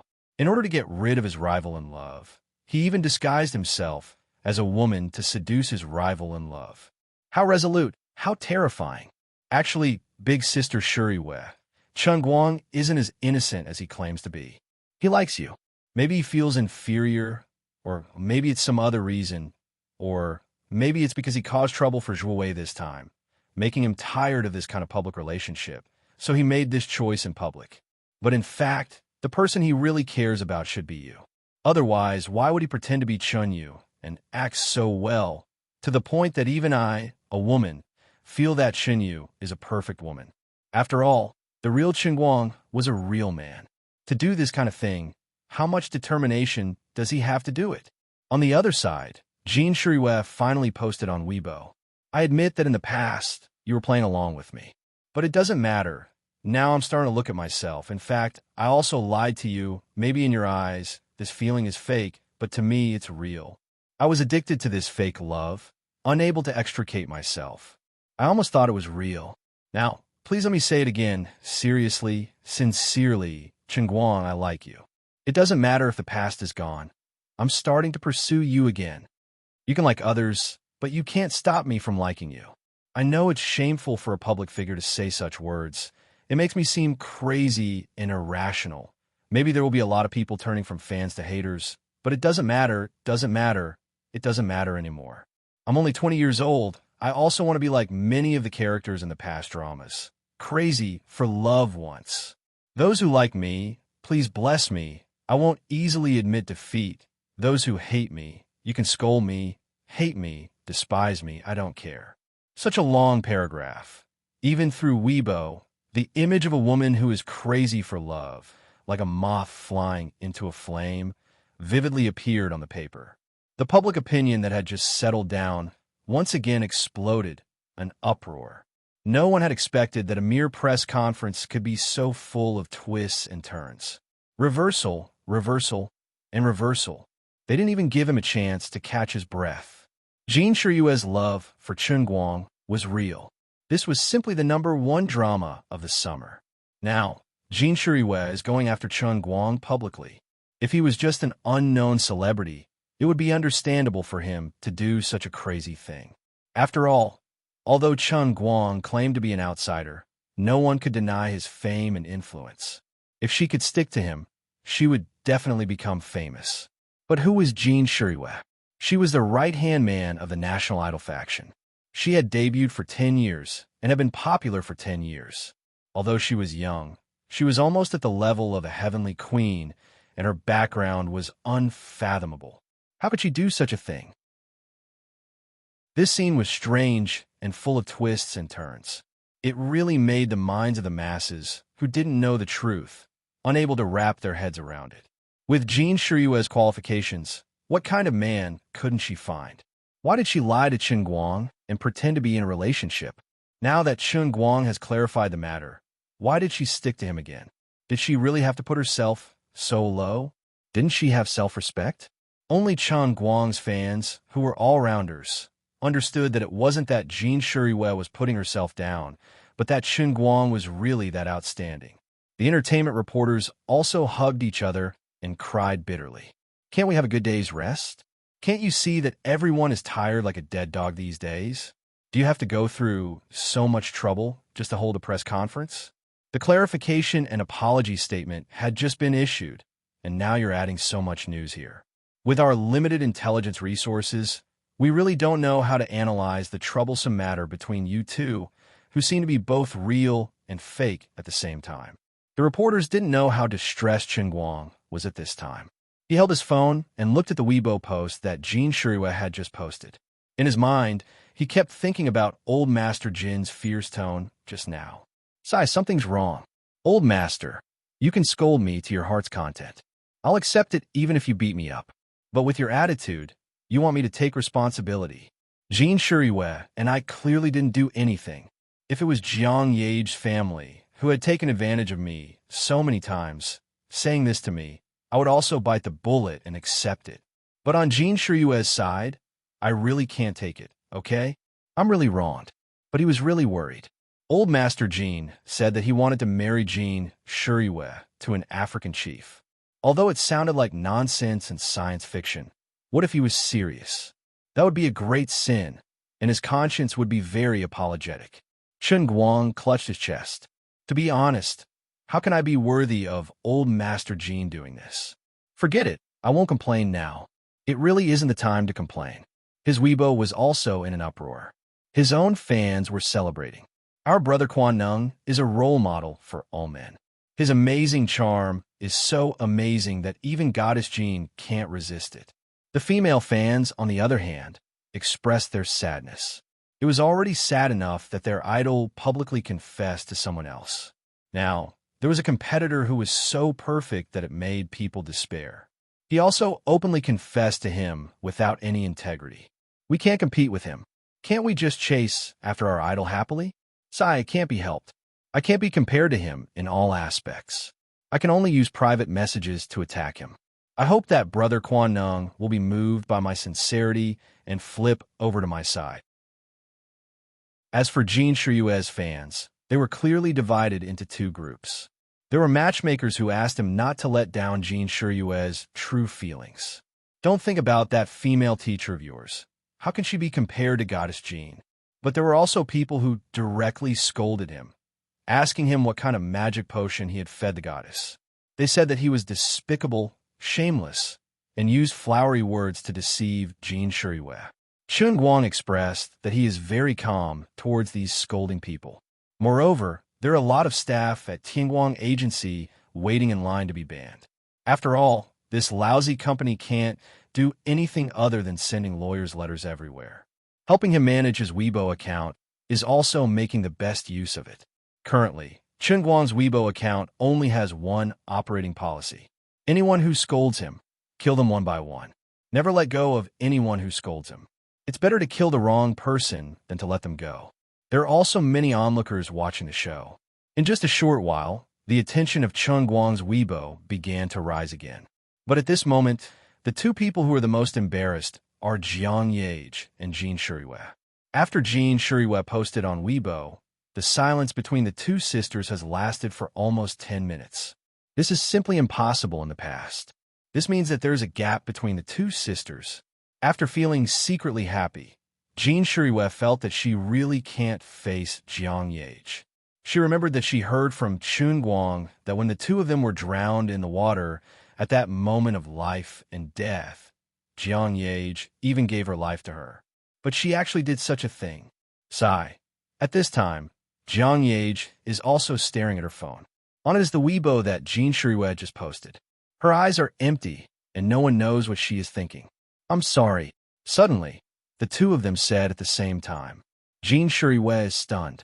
She doesn't understand why Jiang Yage would apologize to her. Jin Shuriwei decided to tell the truth. She really has enough of this feeling of being a thief. She feels that she has betrayed Jiang Yage.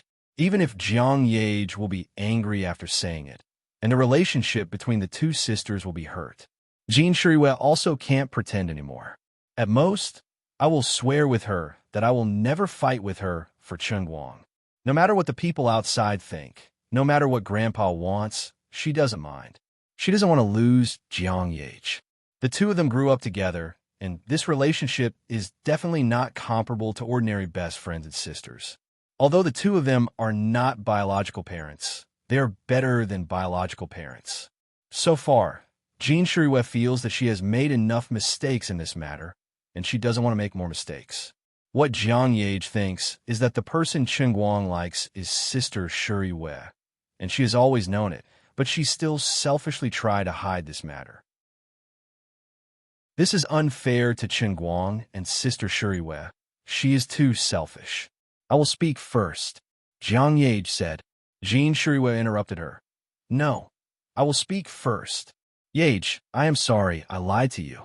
Actually, I have always liked him. Since I was saved by him in the water, I have liked him. So at that time, pretending to be lovers with him was my plot. I selfishly wanted to snatch him away. Really, I am sorry, but I don't want to lose you. Jiang Yage is stunned, silent, and turned her head to the side. After a long time, she turned her face, but she is even more ashamed.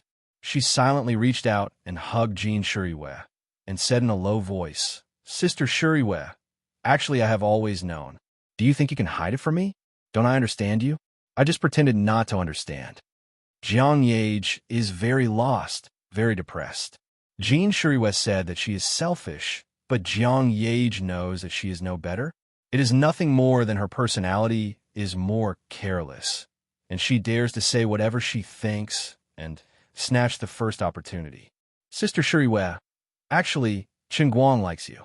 Jiang Yage said slowly. Jin Shuriwei fiercely shook her head. Impossible. But what I said is the truth. What? Actually, sigh. Anyway, I just know that the person he likes is you. There is no reason. Impossible. Sister Shuriwei, I don't know how to tell you now, but you will definitely know in the future, believe me. Jiang Yage said, while looking at Jin Shuriwei. Her expression is incomparably serious, and does not look like she is joking at all. Jin Shuriwei's breathing gradually becomes hurried. She does not know what is going on, but Jiang Yage definitely knows something. Jin Shuriwei also understands that Jiang Yage does not need to joke about this kind of thing. All right, then let's treat it as if it is really like this. Let's just treat it as if he really likes me. Jiang Yage nodded heavily. It has always been like this, that's right. Then why did he break up with me this time? I can't figure it out. Jin Shuriwei seems to be asking Jiang Yage, but also seems to be asking herself.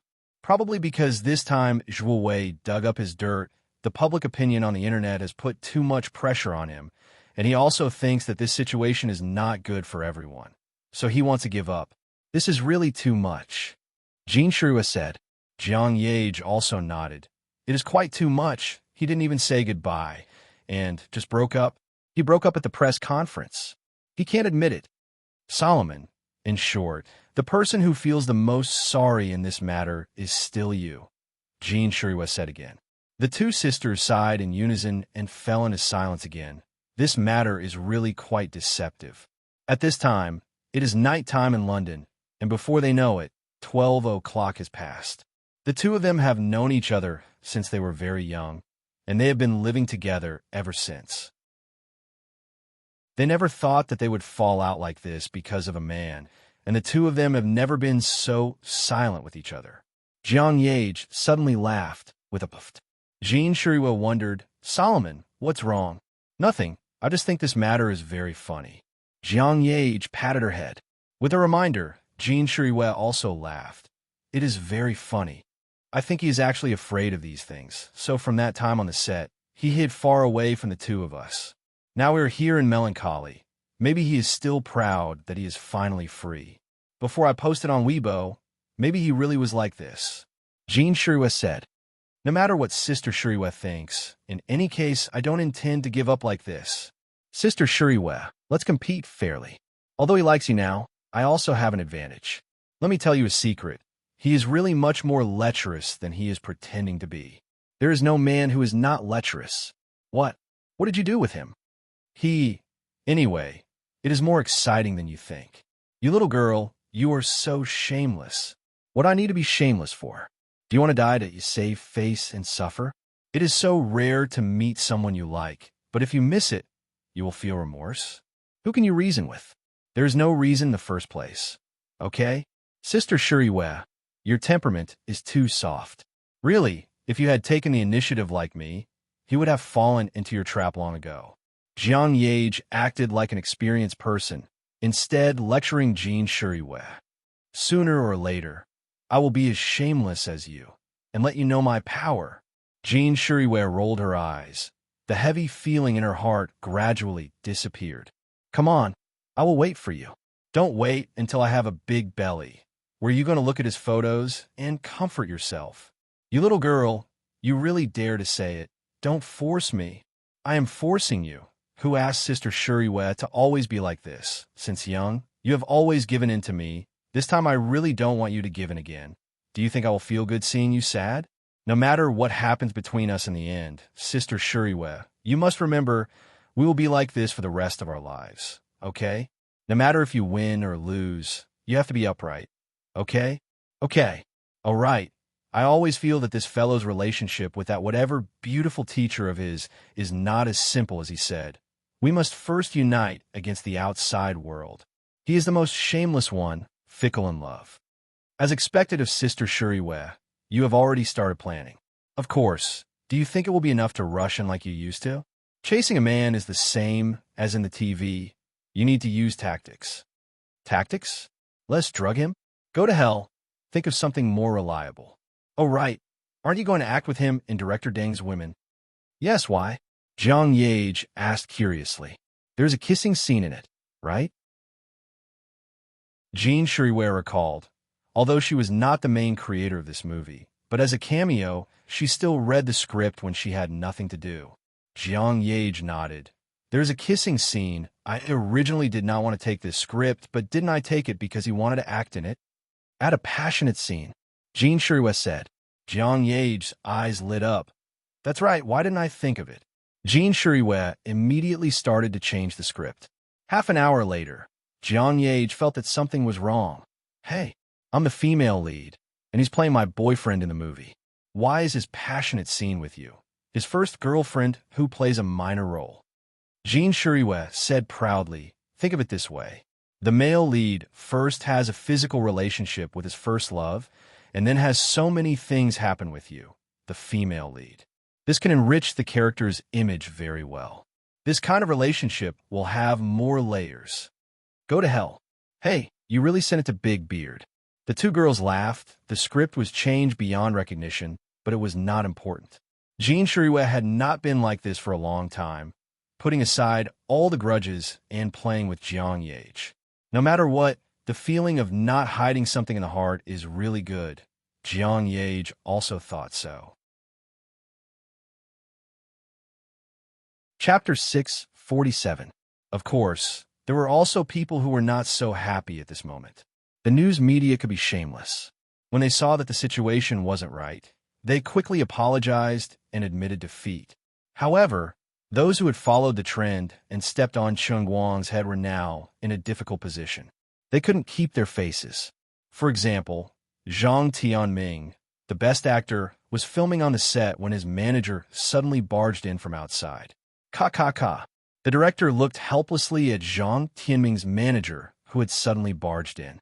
He wanted to scold her, but she was Superstar Media's manager, so he had to coax her. After all, the film was relying on the best actor to pull up the box office. What is it? You're so flustered. Zhang Tianming was a little unhappy.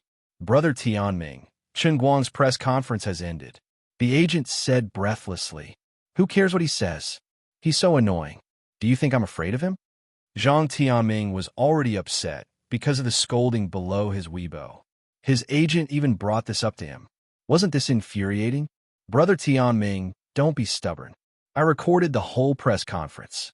You'd better delete the previous Weibo post and post an apology. The agent didn't care about Zhang Tianming's impatient look.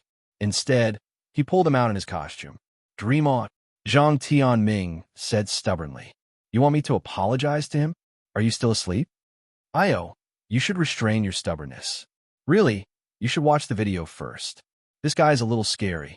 Zhang Tianming's agent poked and prodded him anxiously. Then, she placed her phone in front of him and clicked on the video.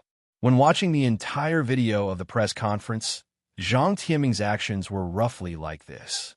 F***CK. Shuwei is committing suicide. The manager said, Isn't that so? It looks like he's doing this to protect himself. What? Chen Guang and Jin Shuriwei were pretending? Was there a need for Jin Shuriwei to help him? He had gone mad. If what Chen Guang said is true, then didn't he offend Jin Shuriwei's family? Even so, look at Jin Shuriwei's response. The manager took out another phone, and on the screen was Jin Shuriwei's Weibo account. After Zhang Tianming saw it, his expression changed. After a long time, he finally squeezed out 4 words, What the F***CK? Then he took a deep breath. There's no justice in this. How much bewitching potion did Jin Shuriwei drink? The manager was also quite helpless. There's no justice in this world. I don't even know what's wrong with this world. Brother Tianming, I'm not joking with you. Really, delete the post and apologize. We can't afford to offend him. There's no need to talk about Jin Shuriwei's background. What if he gets in touch with Mr. Liu Chao's Lushur culture and tries to make trouble for us in the future? We'll be in big trouble. A few years ago, didn't that Mr. Pan guy get pushed to the ground by Liu Chao? We don't have to flaunt our abilities. Zhang Tianming's face turned red. He hesitated for a long time, feeling vexed. But this time, he really couldn't be stubborn. He sighed. Okay. Zhang Tianming had already given in. Those people in the industry who followed the trend were not any better. Sooner or later, they all expressed their stance.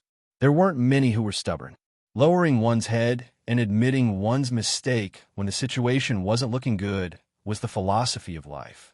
There was nothing shameful about it. The hustle and bustle would eventually settle down. Life had to go on.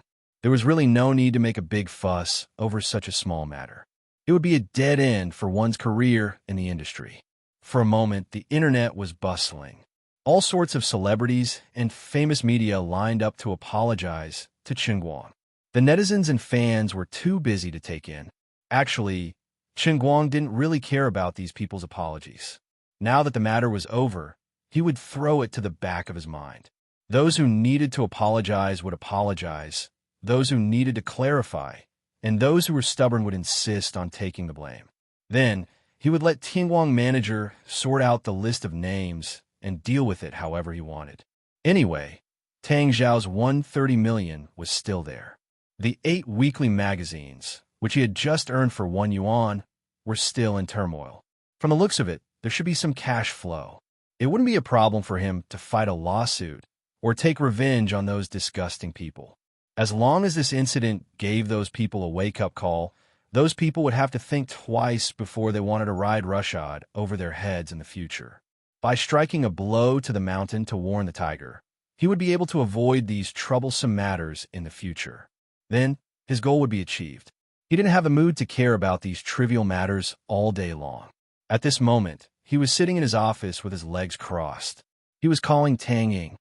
"Sister Tang Ying, let's have dinner together tonight. I'm not free. I have to operate on a patient today. When will you be done? In my next life. Sis, you can't be like this. You have to keep your word. What did I say? Why don't I remember? The sun is really scorching me today. I don't have the energy to go out at all." Tang Ying was also good at acting shamelessly. Then, Chen Guang played the recording. It was Tang Ying's sentence. I'll use my mouth. You dare to record it. Tang Ying broke down. Chen Guang smirked. Of course I have to record it. I've already seen through you. On the other end of the phone, Tang Ying's face turned pale. She had only said it casually. Who would have thought that Chen Guang would really do it? Now that she couldn't deny it, Tang Ying became bashful. Well, I really have to operate today. But don't worry. I won't go back on my word, okay? I'll do what I say, but you have to give me some time to prepare myself. It's a little embarrassing to do it in such a hurry. All right. I'm relieved to hear that. Chen Guang hung up the phone happily and turned to look at his brand new office. The bright afternoon sun shone through the floor-to-ceiling windows, making him feel comfortable. It was like a happy occasion. How is this sun scorching me? It's simply heartwarming, okay? Yu Hong came over and knocked on the door. Chief Chen, are you there? Chen Guang asked him to open the door. Yu Hong said, Lu Xiaoyang, the deputy editor of 8 Weekly, is here. He has something to say to you. Only then did Chen Guang remember this cheap underling that he bought with $1. He waved his hand casually. Let him in. Truth be told, Chen Guang didn't have any feelings for the 8 magazines. According to his initial plan, he would just disband them. In any case, he had no intention of becoming the leader of the paparazzi, so there was no point in having the 8 magazines. Besides, in Chen Guang's opinion, since these employees of 8 Weekly chose to work with Zhuo Wei, they were not good people in their bones. It was useless to have them. Everyone's philosophy of life was different, and a melon that was twisted together would not be sweet. However, Yu Hong's suggestion could not be ignored. What he said was quite reasonable. Xiao Lu, go in and have a good talk with Chief Chen. Chief Chen is quite easy to talk to. Tell me what you think. Yu Hong left and said to Lu Xiaoyang, who was waiting outside the door. Yu Hong was quite optimistic about Lu Xiaoyang. At such a young age, he could become the deputy editor of 8 Weekly and become Zhuo Wei's right-hand man, which showed that he was more or less a talent. Moreover, as a veteran in the workplace, unlike Chen Guang, who was fresh and refined, Yu Hong considered more about interests. Even if Chen Guang wanted to completely destroy 8 Weekly, Yu Hong planned to protect the company. At least the backbone should be kept. Even if it was just moving some of the core employees of 8 Weekly to the headquarters of Tianguang Agency, it was necessary to occupy a small office on the 15th floor as a subordinate department. The goal was nothing else. 8 Weekly had a lot of information about many big shots in and out of the entertainment circle. They were also quite valuable. They could be treated as a nuclear deterrent. In the future, they might be able to help Tianguang Agency clear a lot of unnecessary trouble in the future development. Before this, Yu Hong had mentioned this to Chen Guang. Now, he was just waiting for Chen Guang to make a decision. Lu Xiaoyang hesitated outside for a long time. Finally, he mustered up the courage to enter the office. There was no hope on Zhuo Wei's side. Mr. Liu also clearly said that all the shares of 8 Weekly had been transferred to Chen Guang. In other words, this paparazzi magazine, which was once famous in the industry, had completely fallen into the hands of Chen Guang. The life and death of the entire company was in the hands of Chen Guang.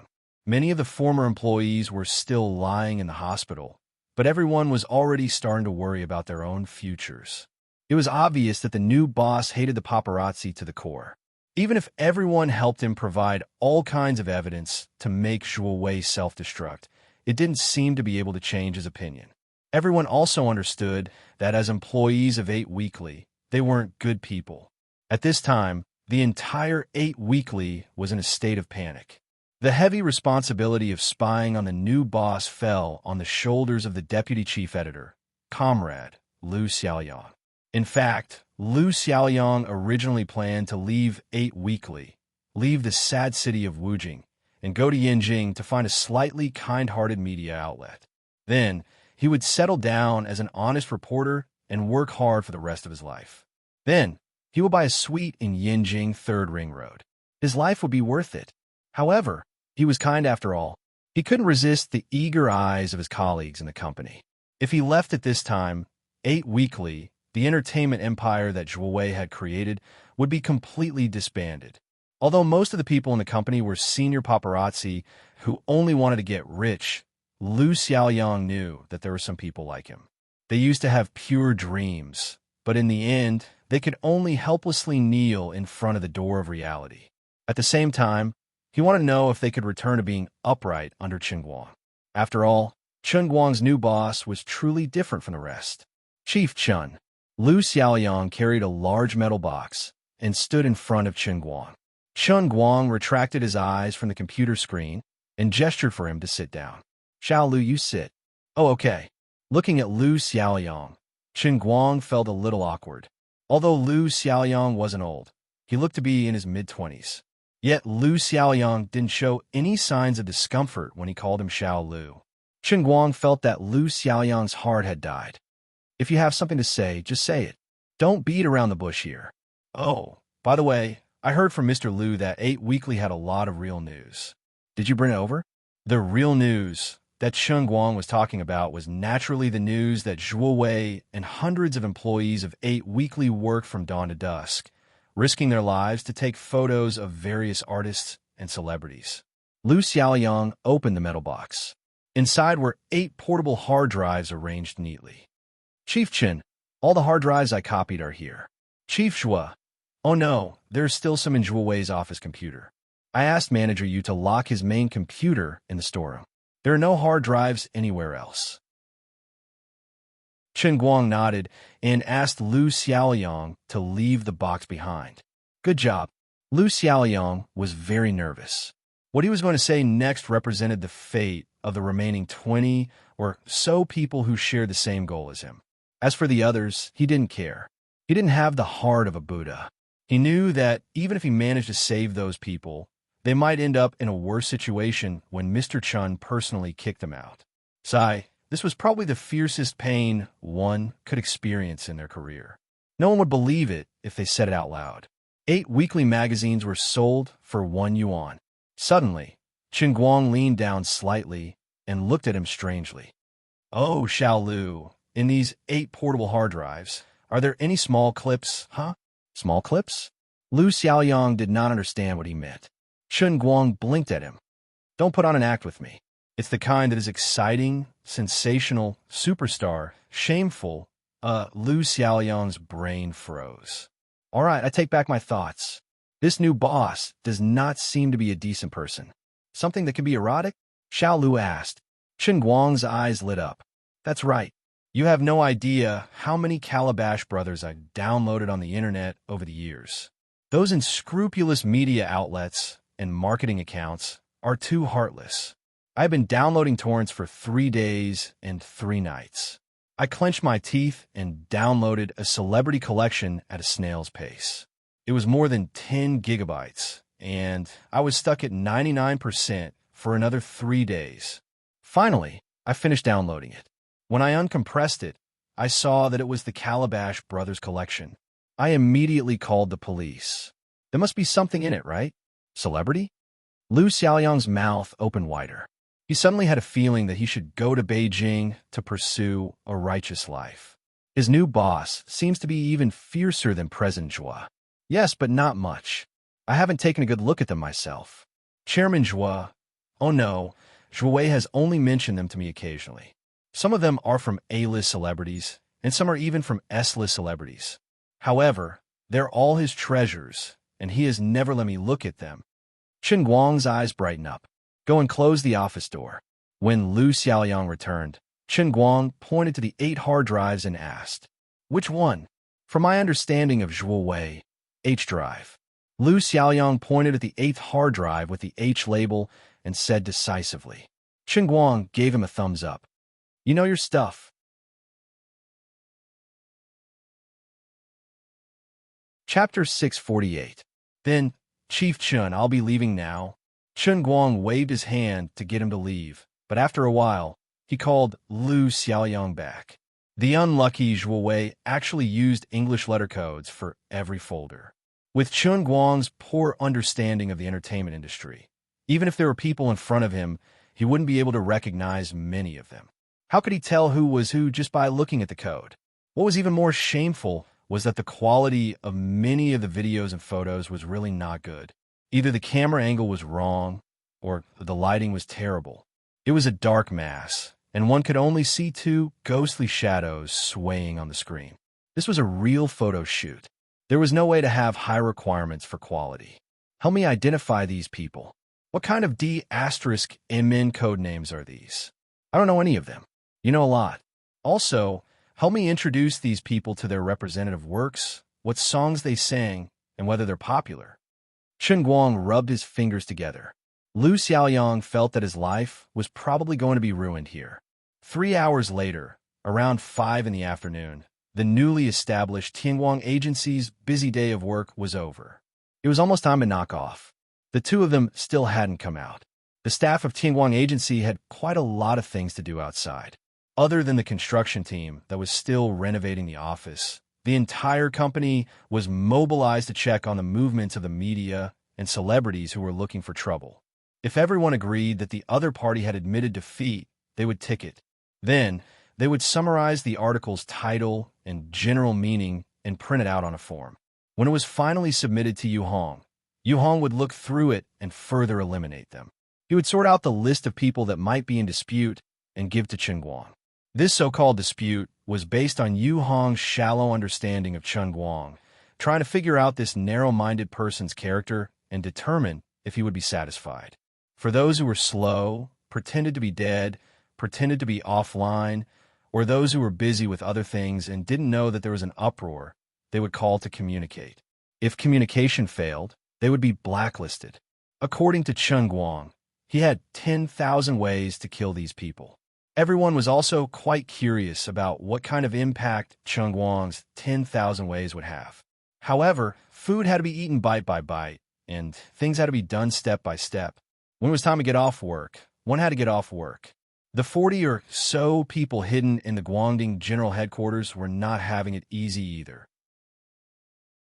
Not only did they have to do their own jobs, sweeping the floor, patrolling, standing guard, or otherwise busy themselves in the kitchen, they also had to deal with the Guangdong General Headquarters errands every now and then. The day of the individual military exercise was getting closer and closer.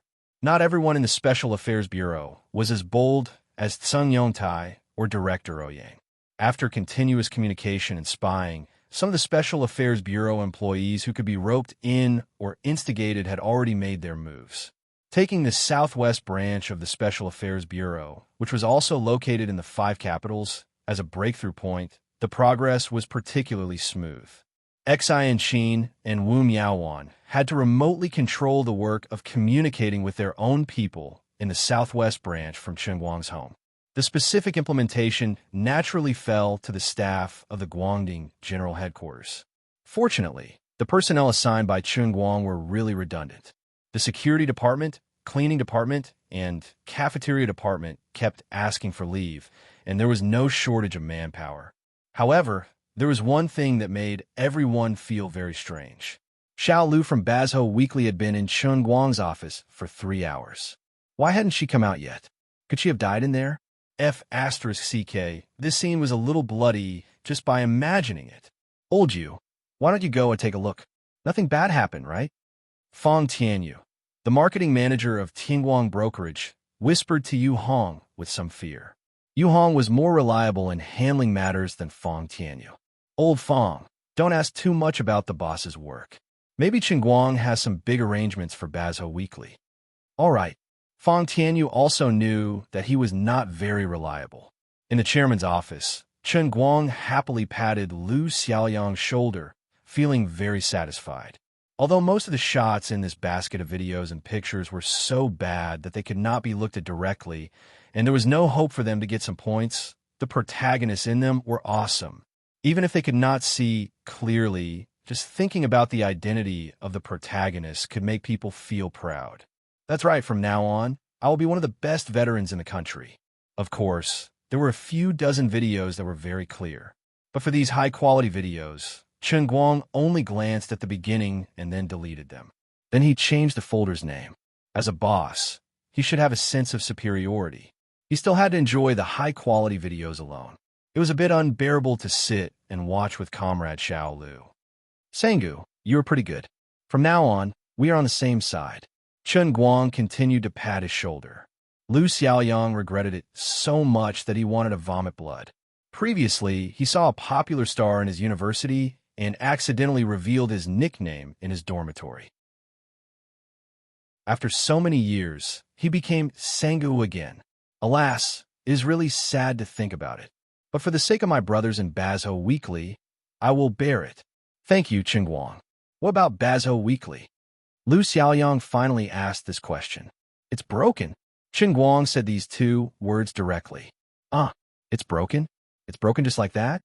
Looking at Zhuo Wei's dazed expression, Chen Guang could understand his feelings. However, he wasn't interested in becoming a paparazzi, and there's no point in keeping the 8 magazines. He was already going against his conscience to obtain the 8 hard drives that Zhuo Wei had accumulated over the years, so he couldn't continue Zhuo Wei's career. Sangu, don't be like this. I think you're a decent person. Are you reluctant to do the paparazzi work for Bazhou Weekly? Lu Xiaoyang shook his head. No, I just have some colleagues. Chen Guang nodded. Understand. Don't be nervous. Since I said you're on the same side, I am not joking. I will treat you well. The administrative department and the public relations department of Tianguang Agency are merged, but this is not a good solution. I plan to set up a department that is in charge of publicity. Let's call it the Publicity and Public Relations Department. You will be the manager. As for the internal staff of Bazhou Weekly, you can hire those who have good moral characters who are willing to work for me. As for those who are unreliable, traitorous, or stubborn, just give them a sum of severance pay and medical expenses. You can deal with them however you want. Don't tell me you are best friends with all the staff of Bazhou Weekly. Lu Xiaoyang's eyes gradually lit up. Although Chief Chun had been dragging him to watch the short films from the beginning to the end, asking this and that, as if his mind was only focused on who these celebrities were, in fact, he already had a plan in mind. Tianguang Agency will set up a new publicity department. I will be the manager, and I will be on the same level as Yu Hong. This kind of treatment, this kind of appreciation, it was simply enough to make one's eyes brim with tears, all right? Moreover, I am still a criminal. How could Chen Guang think so highly of me and trust me? Lu Xiaoyang's body trembled uncontrollably. Young man, don't just get excited. Remember, men are like iron, and the two of us are like iron. Do a good job, and you'll be treated well. Tianguang Agency needs talents for publicity. Thank you, Chen Guang. I won't let you down. Not everyone in Gossip Weekly is like Zhuo Wei. Actually, when we first graduated, we sincerely wanted to be honest media people. It's just that we ran into Gossip Weekly and couldn't help but become paparazzi. That's okay. Your previous work was also very effective. Chen Guang looked at the H drive silently. What a treasure. Strange. Why am I drooling? After a while, he remembered something important. By the way, how many people do you think we can keep? About 20 people. I don't want the unreliable ones, Lu Xiaoyang said seriously. He had to be careful when choosing people. That's settled. From now on, you'll be the manager of the Publicity and Public Relations Department of Tianguang Agency. Lu Xiaoyang nodded heavily. However, he felt something was wrong. Why did it seem that there were 2 more words behind the title of publicity? That's right.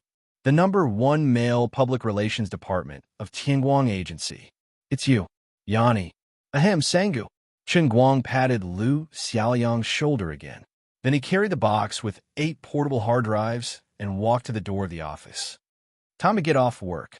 Poor Sangu, who was standing in the wind in confusion. To hell with the number 1 male Public Relations Department. When Chen Guang walked out the door, Yu Hong, who was still working, approached him. Chen Guang, what's your decision? Hence, Chen Guang told Yu Hong about his thoughts. Although it might seem to be diluting Yu Hong's authority, Yu Hong was Tang Xiaokai's trusted aide overseas, and his specialty wasn't in publicity, or public relations. Furthermore, he didn't have any connections in the country. Just this matter alone was already strenuous for him, so he was happy that he could get rid of it. By the way, you can also transfer these people from the administration department to the publicity and public relations department. Chun Guang mentioned the 2 police trainees and a military trainee who had sneaked into the company's administration department. Yu Hong was quite puzzled. These 3 people are quite capable. Chun Guang waved his hand. I know. That's why I'm letting them see the world. Fine. You have the final say. Yu Hong was quite reluctant to let go of these 3 people when Chun Guang mentioned them. After settling this matter, Chun Guang didn't pretend to be busy anymore. He was ready to get up and leave. Looking at the empty office hall, Chun Guang silently clenched his fist. I'm the last to get off work. I'm such a hard-working boss. He didn't realize that he had spent the whole afternoon in H-Disc. He just wanted to sneak home and lock himself in his room to think about the 10 or so high-definition hot news. But before he could even step out of the office, he received a call from Bai Hua. At that moment, Chun Guang felt the urge to give Bai Hua a pinch. However, Bai Hua had helped him a lot this time, and it wouldn't be good if he didn't pick up the call. Brother Bai Hua, what's up? Why didn't you say hello yesterday before you left? I still have something to ask you. Bai Hua's tone sounded a little unhappy. Of course, Chun Guang knew why Bai Hua was unhappy. However, if you're happy, then I'm not happy, so you can continue to be unhappy. Oh, I'm quite busy. I saw that you guys talked for quite a long time. It's a waste of time for me to wait outside. I asked you to come and listen, but you didn't come. Are you blaming me? Bai Hua continued. Chun Guang coughed twice. To be honest, Brother Bai Hua, don't think too highly of me. I'm actually just a 4th-year student. Your topics are too profound. Come on, aren't you President Chun with a net worth of over 100 million now? Don't play dumb with me. You're just avoiding me. Bai Hua said again. Chun Guang had goosebumps all over his body. What the hell? Can't we have a proper conversation? Who the hell wants to avoid you? We're not acting out a melodramatic love drama, okay? I have to go back to Beijing tonight. Oh, that's good. Have a safe trip. Be careful. But I still haven't seen Xinyu. Brother Bai Hua, there are plenty of fish in the sea. Why do you have to chase after someone who has no interest in you? I said I won't give up so easily.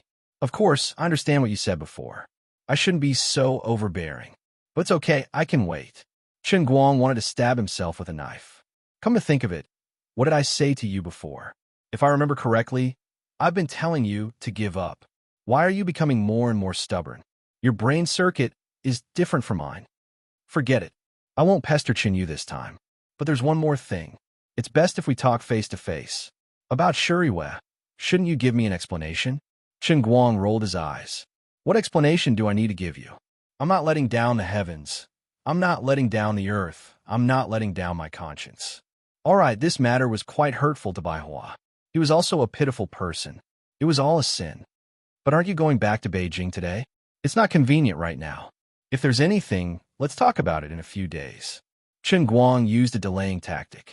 Bai Hua used a decisive move. I'm downstairs at your company. You can see me when you go downstairs. I've ordered a meal next to your company. Let's talk while we eat. This time, Chun Guang couldn't escape. He braced himself and sat down with Bai Hua in the restaurant. I just found out that you and Shuriwei were faking it. Bai Hua's words were filled with melancholy. Chun Guang rubbed his brows in distress. It's like this. It was a special situation at that time, so I didn't think too much about it. Later on, I regretted it. I felt that Jean Shuriwei had sacrificed too much. I wanted to clarify it, but it was too late. I thought that since she's a public figure and a celebrity, it wouldn't be good for her if I treated this matter like a child's play. So, I wanted to drag it out so that people would slowly forget about it. But this time, Zhuwei gave me a wake-up call. It's not good for everyone to drag it out, so I took the initiative to reveal it this morning. But you didn't expect her to refute it, did you? You didn't expect her to confess to you in public, did you? Bai Hua wasn't in a hurry to pick up his chopsticks. Instead, he looked at Chun Guang with a burning gaze, trying to see through his heart. Chun Guang felt a headache coming on. I didn't expect it. He felt that it was all old Master Jin's fault.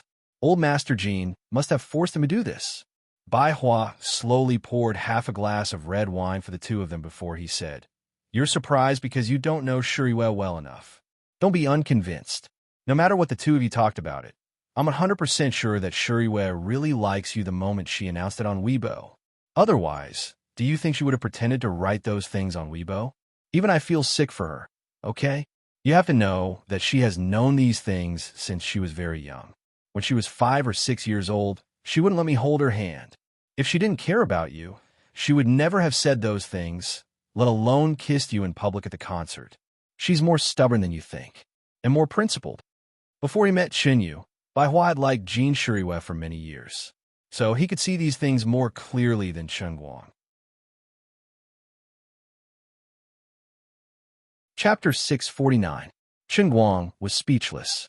Although he didn't want to admit that what Bai Hua said was true, the more he thought about it, the more he felt it made sense.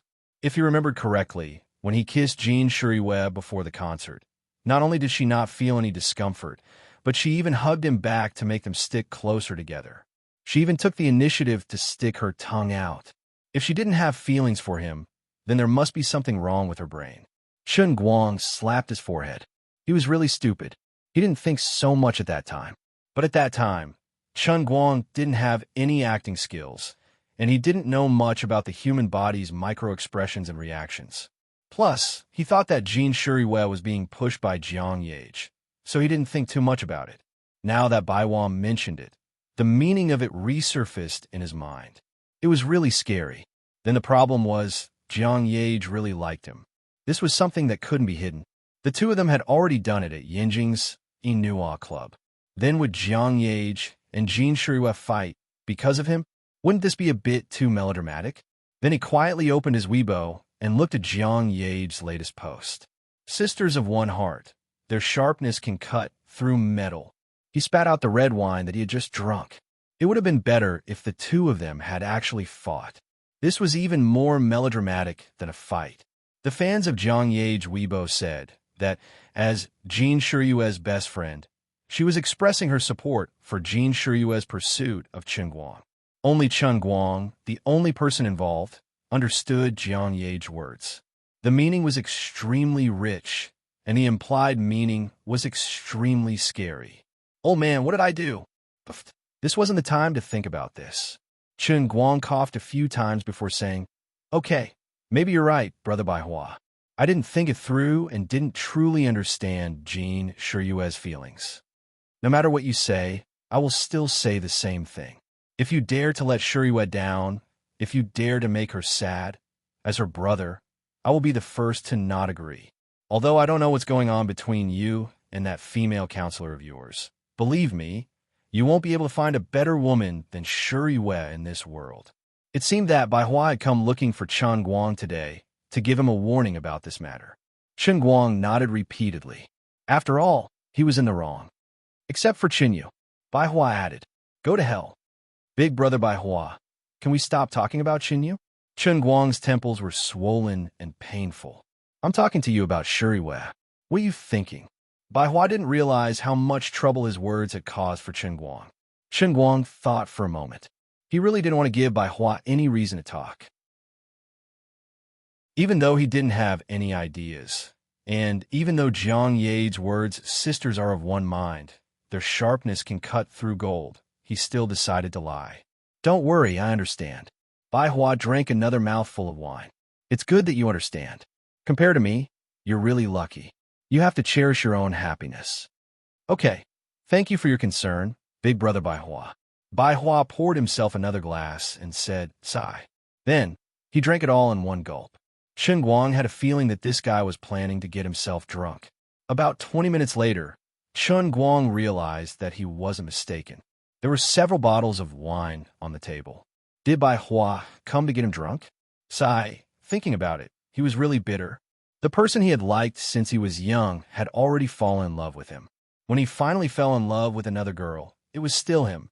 Now that he thought about it, even a simple request like meeting her had become an extravagant hope. There was nothing more tragic than this. "I'm toxic. Big brother Bai Hua is really miserable. So what if you're a proud son of heaven? So what if you're the vice president of Tianjing Energy? So what if you're the apple of the eye of many elders? No matter how good your innate qualities are, you can't overcome life's ups and downs. Chun Guang was going to drive, so he didn't dare to drink anymore after drinking half a glass. Big brother Bai Hua, don't drink too much. It'll be embarrassing if you get airsick. That's not even close. How can I get drunk?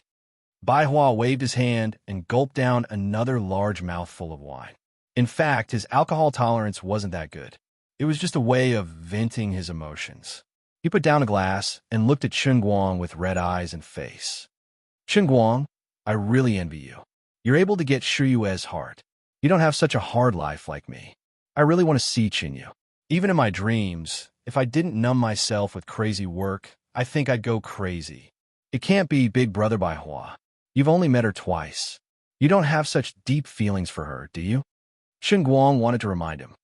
This isn't a movie. How can there be such a powerful love at first sight? Bai Hua shook his head. No, I can't explain it to you. Before this, I really didn't believe in love at first sight, but some things are really unbelievable. Forget it. Someone as lucky as you won't understand.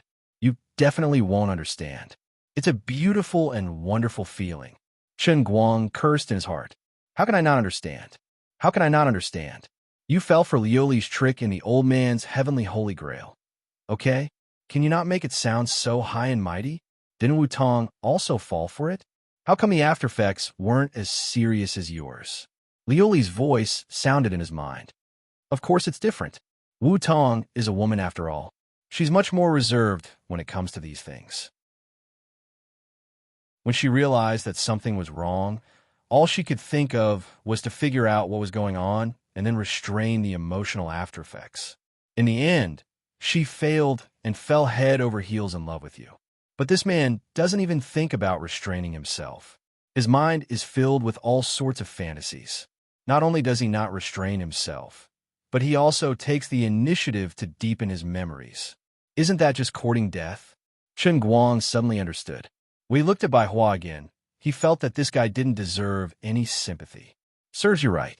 Who told you to have a head full of shameful thoughts? Bai Hua patted Chun Guang's shoulder again. Brother, my heart is bitter. Chun Guang also patted his shoulder. To be honest, Big Brother Bai Hua, my heart is also bitter. Bai Hua slowly shook his head. What are you bitter about? How are you bitter? Look at you. You obviously know Chinyu. She's obviously in Wujing, but you don't let me see her. Even when I asked you to pass the message, it went in one ear and out the other, right? How cruel are you? How heartless? After drinking too much, this guy finally said what he was holding back in his heart. He wasn't as calm as he looked. How am I heartless? It's others who don't want to see you. Are you blaming me? Chun Guang spread his hands. Bai Hua started hitting his head on the table. Can't I blame you? I just want to see her from afar, but I can't do it. Is my request too much? Is it really too much? Chun Guang, you're Jingwei's brother. I also treat you as my brother. When you're in trouble, I'll help you wholeheartedly. How can you torture me like this? As Bai Hua spoke, his eyes became redder and redder. He actually cried.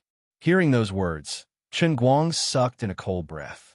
He couldn't tell that Big Brother Bai Hua would be so unreasonable when he's drunk despite his usual appearance.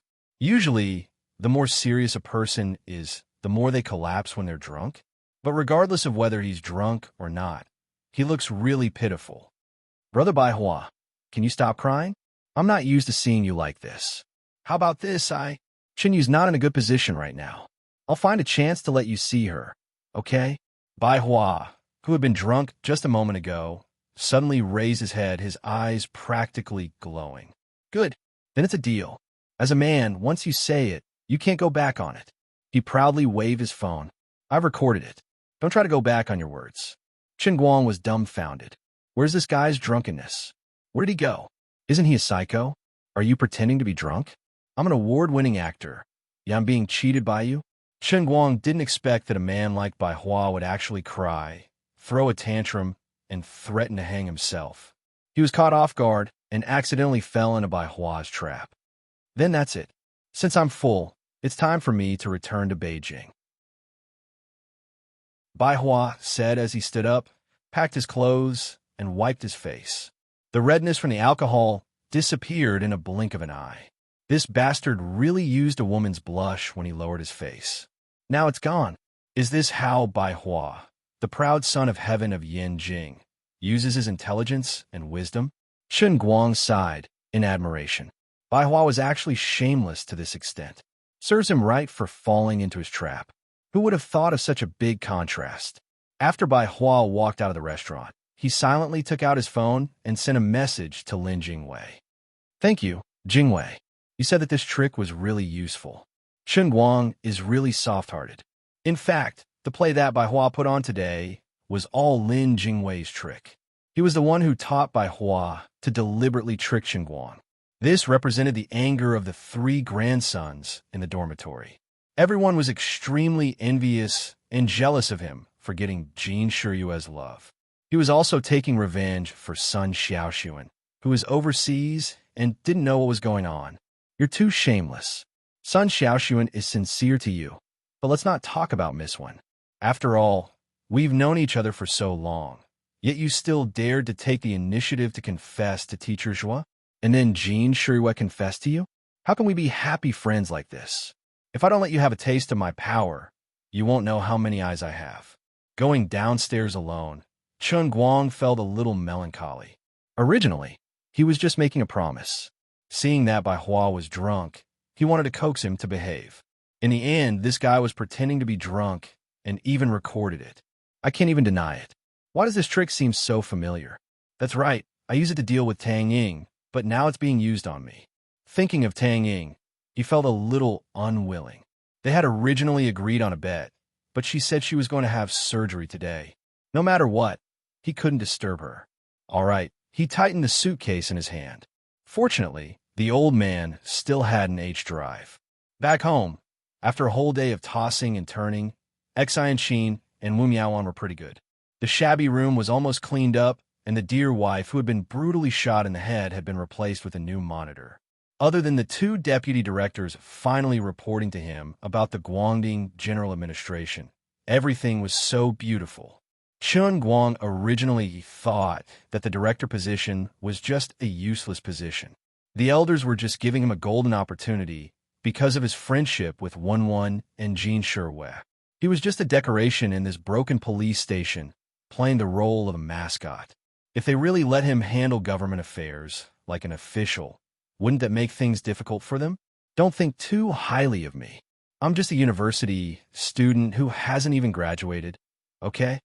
Director, this is the list of people we met today. This is the conversation record. Please take a look. Don't be fooled by the fact that these 2 Lolitas were usually noisy.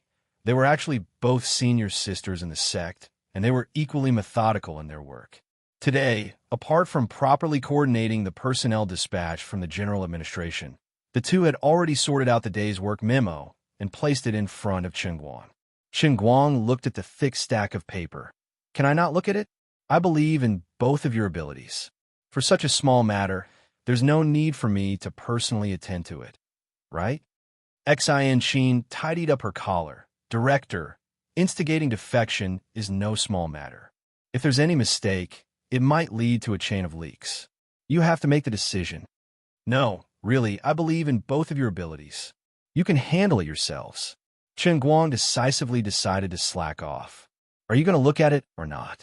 Wu Miaoan placed her hand on Chen Guang's brand new monitor. Her knuckles were white, and it was obvious that she was accumulating strength. Chen Guang hesitated for 3 seconds. Look, at least you know what's good for you. You should have cooperated earlier.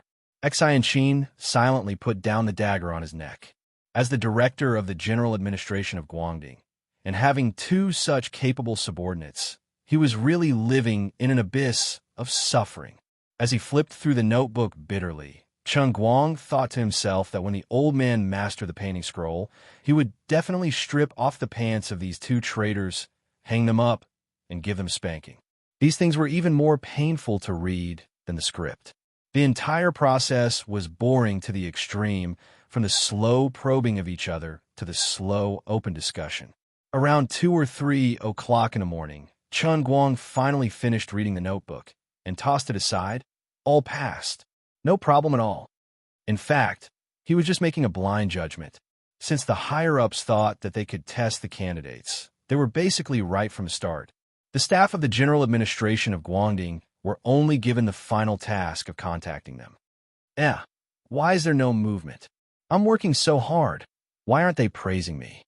Qin Guang turned around and saw two people sitting on the sofa in the middle of the night with flushed faces. They placed the laptop on the coffee table, and their eyes were glued to the screen. Next to the laptop was the box that Qin Guang had brought back. However, the password lock had already been unlocked by some unknown means. It was wide open, and it was obvious that a hard drive was missing from it. Qin Guang tiptoed closer to it and realized that it was his precious H drive that was missing. "What are you two looking at?" Qin Guang shouted in a low voice. Xian Qin and Wu Miaowan, who were glued to the screen, screamed at the same time. Xian Qin scrambled to cover the monitor, while Wu Miaowan frantically tried to pull out the portable hard drive. Seeing that the situation was not good, Qin Guang quickly stopped Wu Miaowan's hand. "Don't pull out directly. There's important information about my company in there. If I break it, it'll be over." "Huffed. Your company is so low class? It's just a small piece. What important information? Aren't you ashamed?" Xian Qin retorted, her face full of disdain. Chapter 650. Qin Guang pushed the two of them aside and realized that they had clicked on the dozen or so high-quality movies that he had put together. What a cunning pair of eyes. Why are you still watching it when you know it's a small movie? "We're watching you." After expending a lot of effort, Qin Guang finally managed to snatch his treasures back before glaring at the two of them. "It's hard to guard against a thief in the house. I've already said that it's important information, so I really have no idea how you guys managed to pry it open." Wu Miaowan pointed at Xian Qin. "My dear, she's very good at picking locks. She's very familiar with these mechanisms." "Little Miaowan, you betrayed me," Xian Qin screamed. The two of them almost got into a fight again, but their attention quickly shifted to Qin Guang because he was packing up his computer and hard drive, planning to sneak back to his room. Breaking free from Wu Miaowan, Xian Qin ran behind Qin Guang and asked sneakily, "What are you doing, Chief?" Qin Guang clenched his teeth and turned around. The old man wants to carefully check the integrity of the company's important assets. Wu Miaowan rolled her eyes, looking as if she had seen through him. "I'm afraid the director wants to watch something inappropriate while doing something shameful on his own." Xian Qin nodded. "That's right. That must be it. And it's done in front of two cute little girls. How shameful. Scum. Scum. Disgrace to the light department." The two of them echoed each other. Qin Guang wanted to strangle them to death. "Of course, if you're willing to talk to me about the Danxing scroll, I don't mind offering to accompany you." Xian Qin finally showed her true colors. "What? Danxing scroll?" Wu Miaowan's eyes widened. She approached Qin Guang and grabbed his shoulder. "My dear brother, I'm petite and skilled. Do you need a paid special service? You too, play the victory card." Qin Guang slammed the door shut and roared from inside. "Chief's second order. The two of you go to sleep." "Miser. That's right. I've never seen such a stingy bureau chief." Qin Guang pressed his back against the door and ignored the two of them. There was no movement outside. Perhaps they had really gone to sleep, but after waiting for a few minutes, there were murmurs coming from outside again. Wu Miaowan said, "Sweetheart, won't he be angry if we covet the painting scroll like this? This is a big taboo in Jianghu." Xian Qin said, "Don't worry, little Miao Miao. Our big bro chief is super generous. Even if he's really angry, he'll be fine after a little coaxing." "How should I coax him?" "Next time when he showers, we'll wrap a towel around him and scrub him. Remember not to wear underwear. Then we'll quietly spread our legs and show him some light. I guarantee that all his problems will be gone. If that's the case, then it's really easy to coax him. Do you think he's really doing something bad in there?" "Of course. Let me tell you, he has no integrity and is completely shameless." Qin Guang opened the door. "Can you two whisper any louder?" At that time, Qin Guang swore in his heart that once he fulfilled his bet with Tang Ying, he would leave this place as soon as possible. At least, he had to stay away from these two. However, he did not expect that his promise would be fulfilled so quickly. He was still in a daze when he sat in the military vehicle heading straight for the airport the next morning. Chief Chen, please take a look. This is the list of the main equipment for this military exercise. There's a general introduction of the equipment. Chu Hanji, the head of Qingguang Brokerage's cleaning department, was sitting next to Chen Guang in casual clothes. He handed him a thick stack of documents. Chen Guang took the pile of documents and asked casually, "Didn't you say that the military exercise was the day after tomorrow? Why did it suddenly change to tomorrow? Can this kind of thing be changed at will? I didn't receive any notice." It's like this, Chief Chen. This is the result of a meeting with a few old leaders last night. There are some new changes. Recently, some internal forces are not very obedient and have been sending people into Yanjing. So, the higher-ups have decided to hold the military exercise one day in advance to show them what we're made of, Chu Hanji said patiently.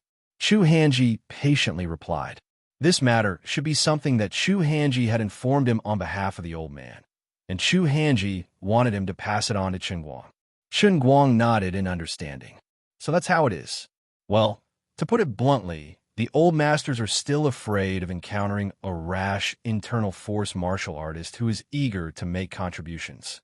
If they really do something like self-explosion and cause trouble, then it'll be a big problem. Oh, there's also a very special reason. The head of the Wen family, Wen, has now appeared in Yanjing and clearly stated that she can participate in the military exercise tomorrow. However, if it's the day after tomorrow, she won't have time. The main reason for bringing it forward is probably because of this. Chu Hanji was afraid that he would miss out on something. Oh, is that so? That's good. Not bad. Chen Guang's face was calm, but his heart was roaring. He thought that he was already considered a big shot now, but compared to Wen, it seemed that he was still too weak. To be honest, to bring forward the military exercise a day for her alone, he was really shameless. Luckily, the old man was thick-skinned and responded appropriately, or else he would have embarrassed himself. The person in the front passenger seat seemed to be an elder who was quite familiar with Chu Hanji. After Chen Guang and Chu Hanji finished talking about business, he turned around and joked, "Chief Chen, did little Chu cause any trouble for you at Tianguang Agency recently?" Chen Guang waved his hand. How can that be? The company is cleaned every day, and I'm very satisfied with little Chu." Chu Hanji's throat seemed to be a little uncomfortable, and he started coughing violently. The elder was a little puzzled. Isn't little Chu the assistant of the chairman, Chief Chen? He's even in charge of cleaning? Chen Guang patted Chu Hanji's shoulder silently. Not bad, young man. You have the demeanor of a chief. The head of the cleaning department advertised you as the chairman's assistant. Your skin is as thick as the old man's. Yes, the chairman's assistant is my right-hand man. He has to take care of everything in the company, no matter how big or small. That's right. Under Chu Hanji's pleading gaze, Chen Guang silently said these words that went against his conscience. However, seeing that the kid had tactfully sent him a transfer of 2,000 yuan, it was not a big deal to betray his conscience for once. All right, Chief Chen, take a good look at the information. These represent the most advanced technology in our military. This is not for the public, but for internal reference. You don't usually have a chance to see it. The middle-aged man with a star on his shoulder said again, and then he didn't say anything else. When they arrived at the airport, Chen Guang returned the top-secret information before getting off the car. He had to take the plane to Yanjing with Chu Hanji. When he was about to board the plane, Chen Guang was a little distracted. To be honest, he wasn't a military fan, and he never cared much about the military. But some of the equipment written in the top-secret information he had just read really made him unable to calm down. He even felt like it was science fiction and that he had been fooled. The bionic skin-type, full-fitting armor that could increase the strength of the wearer. The embedded retinal multi-function sighting device that could synchronize with the gun with the heat sensor. The single-soldier handheld heat-seeking sniper rifle. That's right, the kind that could bend bullets.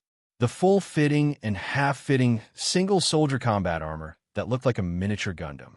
The single-soldier flight backpack that weighed less than 30 kilograms. The maximum flight speed was more than 150 kilometers per hour, and it could fly at full speed for half an hour. There were more than 10 types of equipment similar to the above. If these things weren't written in the top-secret information, he would probably be able to see the real thing at the scene tomorrow. Chen Guang would only think that he was reading a science fiction novel. The so-called, the country is rich and the people are strong, and technology is the #1 productive force. These words only stayed in Chen Guang's mind before, and he only took it seriously when he saw it today. No wonder the old men were now so strong-willed that they were finally willing to use the special division as an example. They were going to use a new attitude to deal with the internal forces. Their confidence came from the heavy pile of information in his hands just now. In the past 20 to 30 years, mankind had made great strides along the unprecedented broad road, and the level of technology was changing with each passing day. Televisions had evolved from black and white kinescopes to the current LED, OLED, and even curved screens. Cars had evolved from diesel to the current high-energy internal combustion and even pure electric. Green trains had become bullet trains and continued to move toward magnetic levitation and vacuum tubes. The communication method that relied on operators to connect one line after another had also changed to the current 4G and even 5G smartphones. The guns in the hands of soldiers had also changed from AK or M4 to thermal imaging laser rapid-fire automatic rifles recorded in the information. The main battle tank had also changed from the imitation type 59 Duck Egghead to the world's top ZZ-99 type. As for the Army, 125 written in this information, it was incorporated into the modern technology in recent years, and the parameters were so fierce that it made people's hair stand on end. Although the current WZ-125 was only a few dozen top-secret engineering prototypes, it was enough to scare people. All of this changed too quickly and too violently. The individual weapons recorded in the information also represented the pinnacle of modern technology. Although it might not be able to be equipped on a large scale within a decade or two due to various reasons, it was more than enough to deal with the internal force martial artists. Chen Guang could imagine the expressions of the arrogant internal force martial artists during the individual military exercise. He was more and more confident in what he was going to do. These are all my backers. The more powerful my backer is, the stronger my backbone will be. Who asked you to be cocky? Who asked you to be arrogant? Who asked you to treat people's lives as grass? And who asked you to feel pain? He was a victim himself.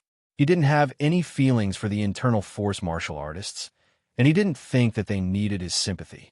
Sooner or later, they would have to pay for what they did. Anyway, the people who were close to him in the internal force martial artist circle were his own people. As for the others, they were all enemies. Thinking of the military exercise tomorrow, his heart gradually began to look forward to it. "Mr. Chun, get on the plane." Chu Hanji reminded him when he saw that Chen Guang was distracted. Chen Guang nodded. "Sigh. Everything is good except for one thing. I guess I'll have to go back on my word when I get back." Chu Hanji didn't understand. "Mr. Chun, what are you talking about?" Chen Guang patted Chu Hanji's shoulder like an old man. "Young man, you're still young. You don't understand the affairs of the elderly." "That's right." Chen Guang was still thinking about the bet with Tang Ying. She went back on her word last night and didn't honor it. Today, when he went to Beijing, he would first participate in the military exercise, and then he would have to attend the Big Beard's movie signing ceremony. It would be at least a few days before he returned to Beijing, and school would have started by then. By that time, with Tang Ying's old amnesia, she would probably not recognize him anymore. With this incomparably melancholy in mind, Chen Guang and Chu Hanji went straight to the first-class cabin of the airline. As soon as the two sat down, Chen Guang felt a little strange. The person sitting next to him was a little sneaky. She was wearing a wide-brimmed hat, and ever since he sat down, she had been covering her face tightly with the brim of the hat. She then curled up in the chair with her face facing the plane's glass window, as if she had sprained her neck. Chen Guang unscrupulously sized up this woman. 10 seconds later, he grinned. "Yo, sistering, what a coincidence. Tang Ying turned her head and put on a smile that was uglier than crying. This is really too much of a coincidence. Shu Hanji, who was sitting next to Chen Guang, also popped his head out. Mr. Tang, why are you here too? Tang Ying remembered this Tianguang agency's cleaning chief. Chief Chu, what are you two doing in Beijing? Shu Hanji was speechless for a moment. Only then did he remember that he was carrying out a top-secret mission. Chen Guang coughed lightly. To help your brother earn money. Now that the company is so big, I can't just dawdle around like before. I have to take the initiative. Aren't we going to sign a movie contract in a few days? I'll go to Beijing first to see if there are any other jobs I can take on. It's not easy for us. It's such a big company, and I'm the CEO and the only signed artist. Why don't you make your debut too, sistering? I think you have a lot of potential. Tang Ying rolled her eyes. Potential my ass. I'm someone who wants to win the Nobel Prize in medicine. Speaking of which, you're bringing a cleaning chief with you when you go out for business? You have such a unique taste. Shu Hanji hurriedly patted his chest and said, Mr. Tang, I'm definitely not going on a public holiday with Mr. Chun. Although our cleaning department doesn't have much say, we have a heavy responsibility. All the cleaning work in the company is our responsibility. As the chief, I have to personally take care of Mr. Chen's personal hygiene. I'm duty-bound. Tang Ying glanced at Shu Hanji with a playful look. You're right. If he forgets to zip up when he goes to the toilet, it's also your responsibility. Shu Hanji turned his face away. He felt that the more he said, the more mistakes he would make. It was better for him to play dead. Chen Guang keenly noticed that Tang Ying was deliberately changing the topic, so he forcefully pulled the topic back to her. You haven't told me what you're going to Beijing for. Tang Ying looked at him. If I say I'm going to attend the International Medical Conference, will you believe me? Do you think I'll believe you? Tang Ying spread her hands. I don't care if you believe me or not. I'll believe you. Actually, you're trying to cheat and run away. The plane is about to take off. The scenery outside is so beautiful. I'll stay wherever you stay tonight. I'm staying at Lady Tang's place. You want to come? Are you trying to challenge my courage? You shameful loser. Tang Ying began to act coquettishly and shook his arm. Don't be like this. Do you really think I can fly and hide in the sky? Give me a little more time. Just a little more time, okay? Chen Guang raised his head in a daze. There was nothing more sorrowful than a dead heart. Sigh. I'll disband Tianguang Entertainment when I get back. This company has already broken my heart. Tang Ying turned to look at him. She was really shocked by his expression when his acting skills burst out. It seemed that she had really hurt him. She felt a little apologetic in her heart. She was the one who proposed the bet first, and now she really wanted to run away quietly and bumped into him. At first, she thought that he had followed her to investigate her, but then she thought that he had a signing ceremony in Yanjing 2 days later. It seemed to be a coincidence, and she deserved to be unlucky. If I continue to act like this, it'll be a little too much. All right. I want to act shamelessly, okay? Tang Ying's eyes widened. Her face suddenly turned red. Then, she moved her mouth closer to Chen Guang's ear and whispered, Later, halfway through the flight, I'll pretend to sleep on your lap, and you can find a loose jacket to cover my head. Then, you know what I mean. While I'm still in the mood, you have to seize the opportunity yourself. You won't get another chance like this if you miss it, okay? I'm really going to stay at Lady Tang's place. Even if you come, it'll have nothing to do with me. Don't let anything slip to her. Chen Guang's mouth opened wider and wider, forming an O shape. Delicious chicken. He was thankful for the first-class cabin and the row of seats. If it was the kind where one person could only have one seat, there would be no hope for today. It was just that this Chu Hanji beside him was a little annoying. If this bastard noticed something, wouldn't he lose all his prestige? Oh right, CEO Chun. CEO Tang, do you want some sleeping pills? It'll take a long time to fly from Beijing to Beijing. I have a special medicine here. I guarantee there won't be any side effects. Take one and you'll sleep soundly. You won't wake up until you reach the ground.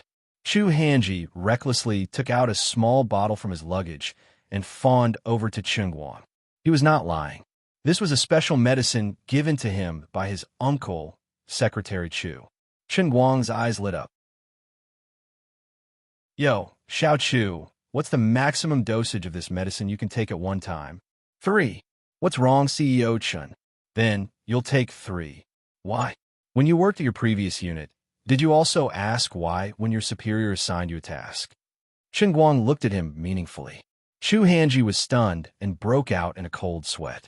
A minute later, with an inexplicable sense of grief and indignation, he gritted his teeth and threw 3 special sleeping pills into his mouth. Before he completely passed out, he finally realized something. CEO Chun and CEO Tang are having an affair. What a beast.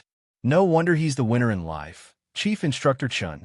As the plane continued to roar, the plane from Beijing to Beijing pierced through the clouds.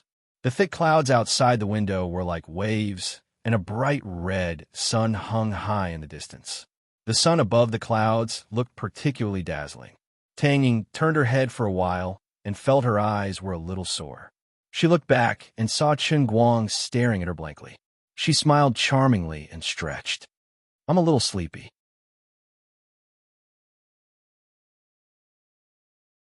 Chapter 651. Chen Guang continued to stare at her blankly. Perhaps it was because of the bright sunlight shining in through the window, but at this moment, Tang Ying looked exceptionally charming and moving. She was even more charming than when she was focused on the operating table with the scalpel. Although he had always known that she was beautiful, and that she also had a kind of strange charm that quietly moisturized everything at this moment, her simple smile and even more simple stretching posture made her charm even more vivid and vivid. Chen Guang's eyes gradually straightened.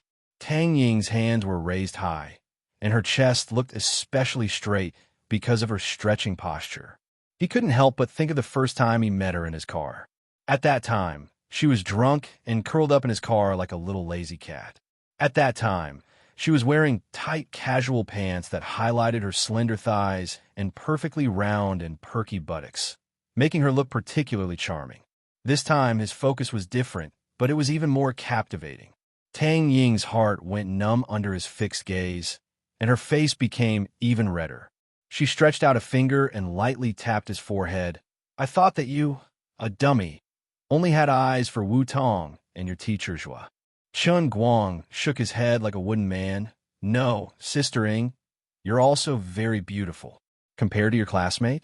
Tang Ying had met Sun Xiaoxuan before, and she had a deep impression of this delicate girl from Jiangnan's water village. Chen Guang replied without hesitation, each has their own merits. You two are different women. It seems that Lady Tong was right about one thing. Tang Ying blinked her misty eyes. What did Sister Wu Tong say about me? She said that although you're a very responsible little boy most of the time, your willpower is so weak that people can't look at you directly. You're also very perverted, and your skin is super thick. Tang Ying began to slowly lean her body towards Chen Guang, her lips almost touching his earlobe. She exhaled a fragrant breath and said, Lady Tong told me that after you saved her, the two of you stayed in the hospital that night. You just listened to the sound of her bathing, and you had an erection, right? At that time, I really thought that your kidneys were not light. Only later did I realize that you had deceived me so badly. As Tang Ying spoke, her breath gently brushed against Chen Guang's earlobe. The faint fragrance from her body wafted into his nostrils, causing him to feel something. Of course, Chen Guang knew what was going on. At that time, he had just mastered the Qilin arm. I'm not bragging, but if you find me a bent steel pipe and pass it through my hands, I can also squeeze molten steel out of it. Tang Ying's gaze drifted downwards, her face turning even redder, even to the tips of her ears. You're really dishonest. She yawned again. I'm really tired. I'll take a nap on your lap. As she spoke, she gradually lay down. Chen Guang's eyes widened. Tang Ying, who was pretending to sleep, pinched his thigh again. He quickly snapped back to his senses and pulled over the windbreaker that Tang Ying had placed beside her. He casually covered her body with it, then slowly pulled it up until it covered her entire head. It didn't take long before his pants were pulled open bit by bit.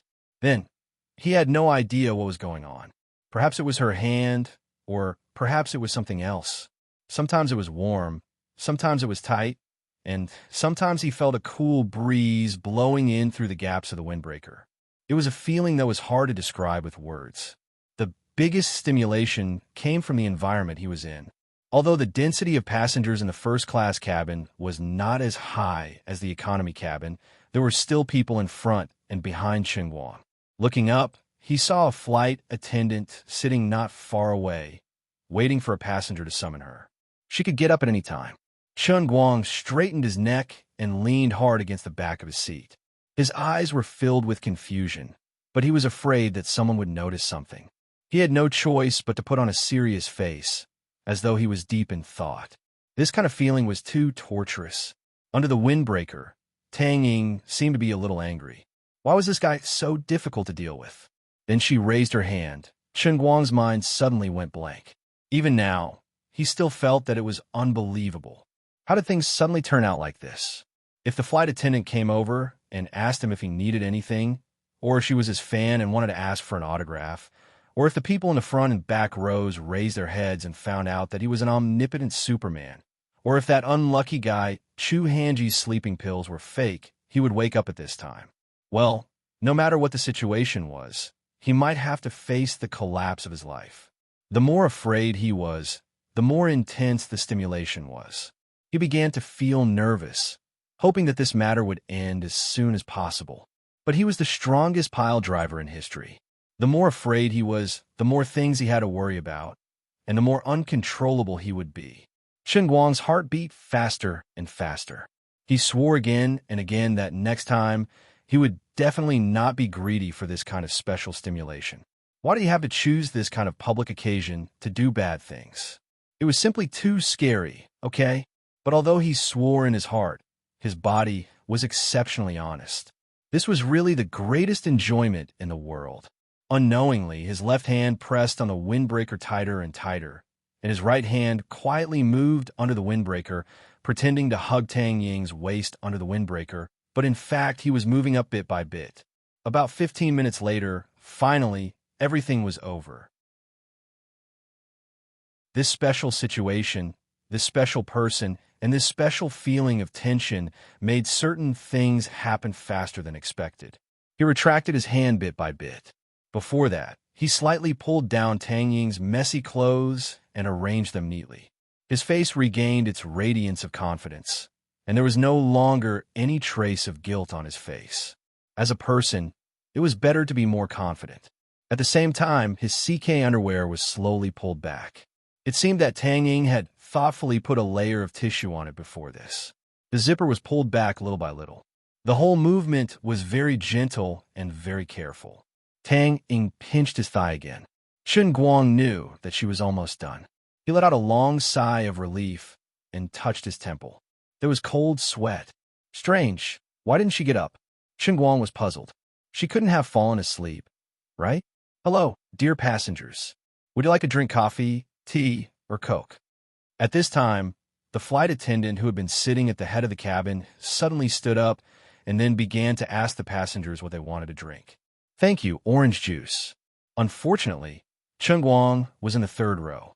The passengers in the first row said that they didn't want anything, and the passengers in the second row asked for orange juice. Then the flight attendant quickly asked Chengguang.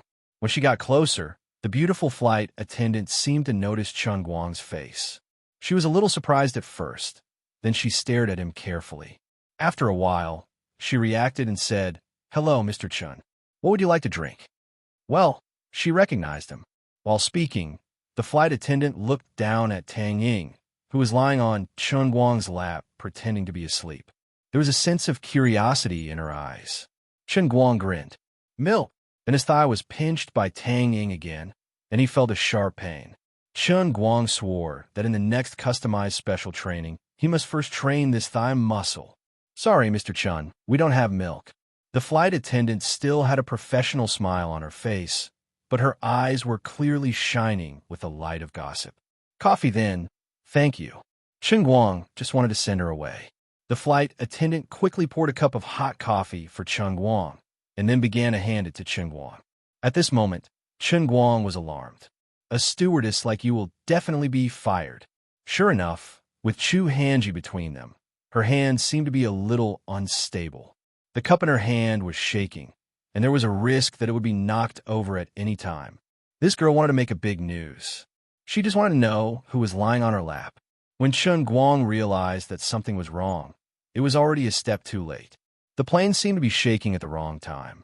Her hand shook violently, and the hot coffee spilled on Tang Ying's windbreaker. I'm sorry.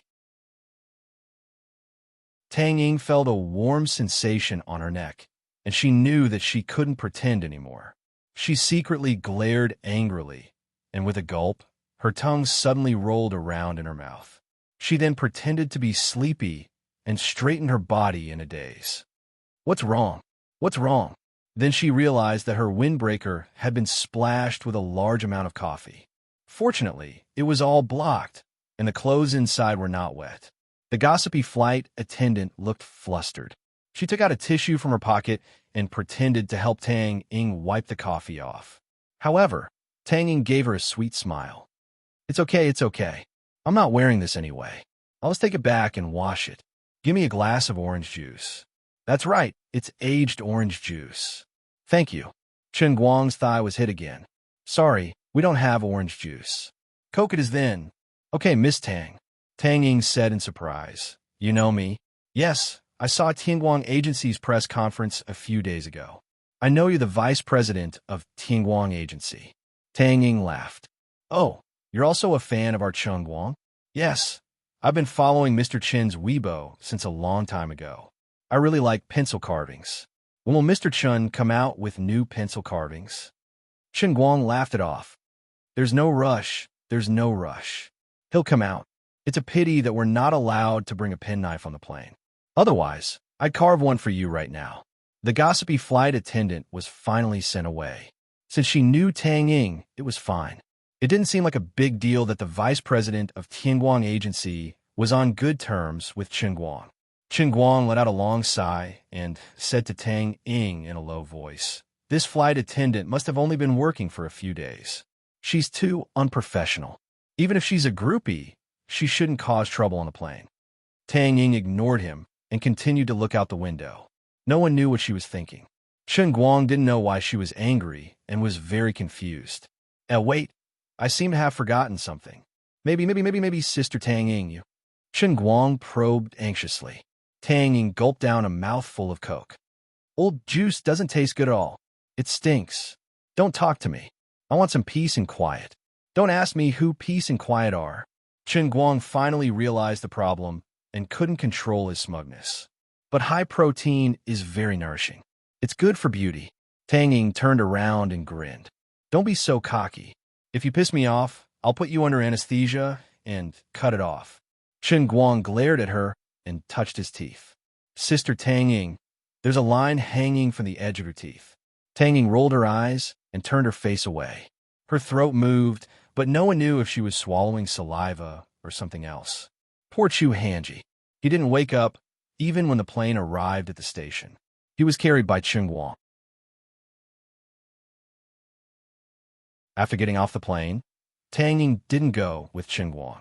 She seemed to be really there to attend some medical conference. She got into the car arranged for her by the conference organizer and left.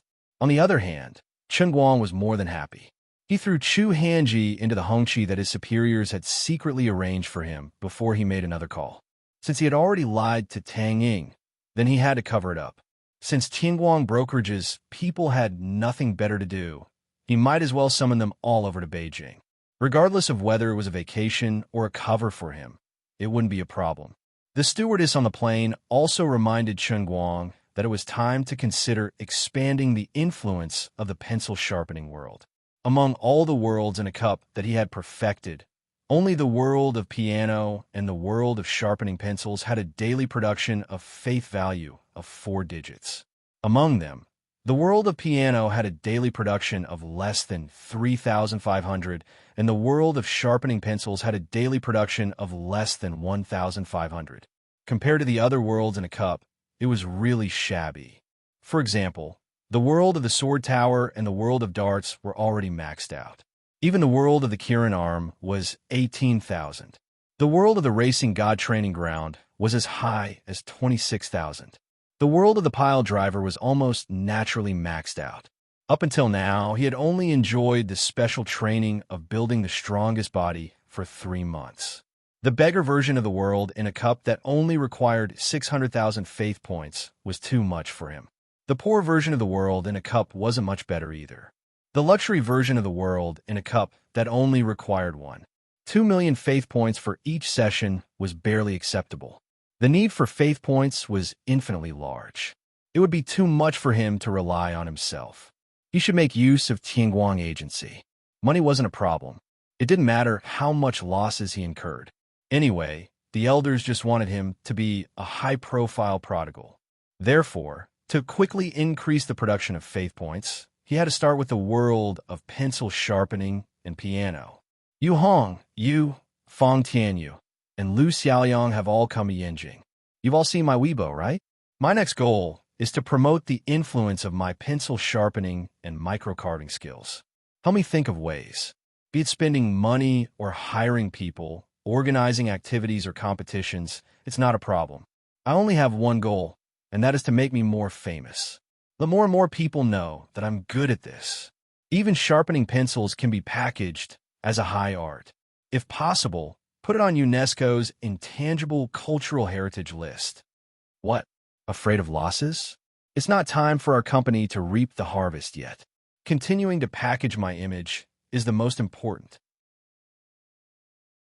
Find a big stage for me, a big platform, make me more popular. As long as I'm popular, our company won't fall. Do you understand? Time is tight, so all 3 of you come. Do your best. Try your best to accomplish something while I'm in Yanjing. Oh yes, I'm good at playing the piano too. To put it bluntly, I'm the best piano player in the world. The 3 of you have to think of ways to help me expand my reputation as the best pianist. Brag or create hype is not a problem. What? There's no first place in literature and no second place in martial arts. Will others be unconvinced? I don't care who is unconvinced. As long as there are people who are convinced, it's fine. Furthermore, it's good that more people are unconvinced. Let's organize a competition and let them compete with me. Remember, for these few days, the most important thing is to sharpen pencils. The second is to play the piano. And then it's my turn to participate in Uncle Big Beard's movie signing ceremony. As for other commercials, visits, announcements, and the like, don't accept any of them. Also, don't do anything about the knife tower and darts. I'm not interested in these 2 things. After Chang Guang hung up the phone, Yu Hong and the other 2 looked at the business development plan that had just been sorted out and looked at each other. This plan was the blood and sweat of the company's middle management. It involved the packaging of Chun Guang's personal image and the entire business development system.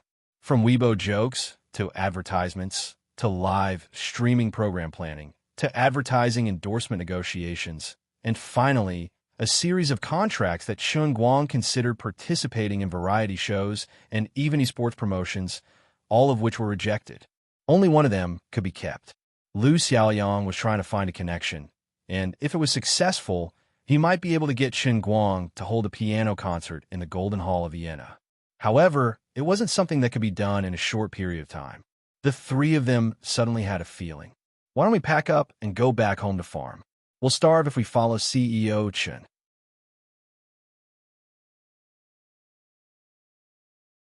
Chapter 652. Yu Hong felt that he was in an awkward situation. To think that I, the core member of the Tang Jie Foundation, who was deeply trusted by Tang Xiaokai, came all the way back to the country to be your right-hand man. Although Mr. Tang had previously said that it didn't matter if the company was making a profit or losing money, Mr. Chin's attitude was a little too casual. All right, no matter how much Yu Hong felt, he still followed Chun Guang's instructions and went to Beijing with Fong Tianyu and Lu Xiaoyang to carry out the mission that Chun Guang had casually thrown out. It didn't matter if the boss's decision was stupid or not, but as the boss's subordinate, even if he knew that the decision was stupid and fraudulent, he still had to complete the task given by the boss since he was still receiving his salary. If he did his job properly, it would be the boss's fault if he lost money in the end. If he didn't complete the task given by the boss, he might not be happy even if he helped him earn money in the end. What if Mr. Chun really had a far-sighted plan and could use his sharp judgment to see through the market and point to the core of the company's development when they still couldn't understand it. What if what he said was right? Idiot! Wake up! They were getting closer and closer to a heavily guarded villa, but Chu Hanji was still snoring loudly. Chen Guang began to panic. If Secretary Chu knew that he had forced his nephew to take 3 hypnotic pills, Secretary Chu would fight him to the death, right? Finally, Chu Hanji opened his eyes in a daze. See, Chief Chun, where are we now? I'm not very sure either. We just passed 2 especially large huangwa trees, the kind that would require 7 or 8 people to wrap their arms around it. The forest in front is very dense. I didn't expect there to be such a place in Beijing. Seeing that he had finally woken up, Chen Guang felt relieved. What? Chu Hanji let out a low cry, then abruptly came to his senses. He sat up straight and subconsciously tidied up his clothes. Why are you so surprised? Chu Hanji saw that he didn't take it seriously, so he reminded him softly.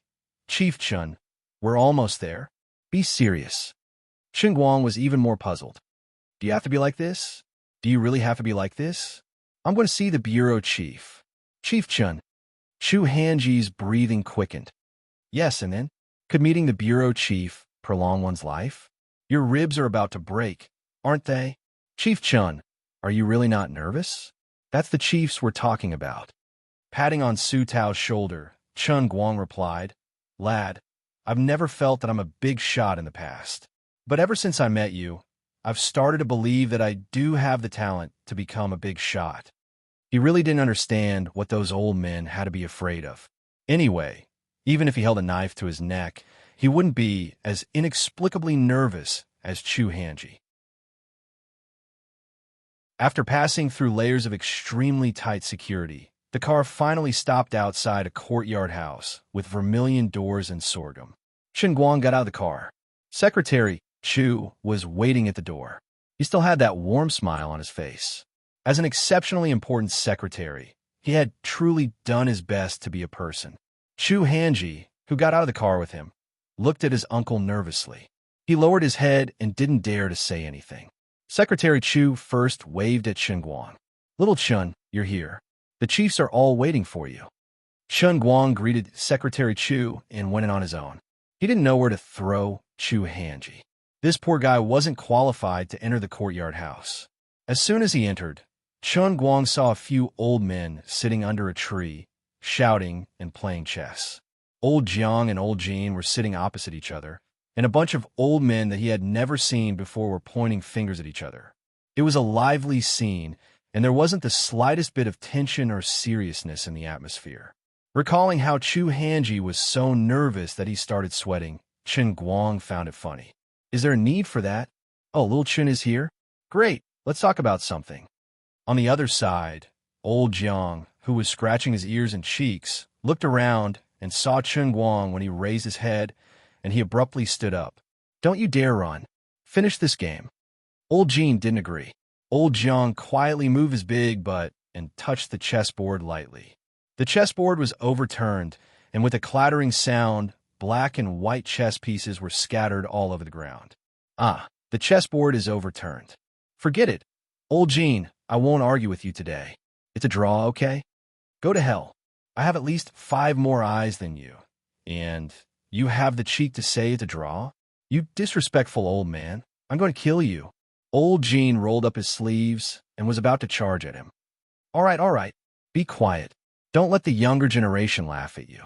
An old man on the side coughed seriously and finally calmed the crowd down. Chen Guang looked at the group of old men quietly and thought to himself, although you say, don't let me laugh at you, your bodies are exceptionally honest when you are fighting. It seemed that with his arrival, this unique game of chess and the amateur activity of gossiping about despicable people had officially come to an end. Old man Jean put down his dispute and ran over to pull him back. The other group of old men went to the main hall of the courtyard one after another. It seemed that they were going to discuss something. Chen Guang, come here. I have something to ask you. Old Jean smiled and pulled Chen Guang to a corner of the courtyard. The afternoon sun shone on the small courtyard, and the cicadas on the trees were singing the last song of summer. The leaves were blown by the wind, and the air was filled with the faint scent of grass and flowers. The scene looked very harmonious, but Chen Guang felt a chill in his heart. He didn't know why, but he was a little nervous when he saw this old man.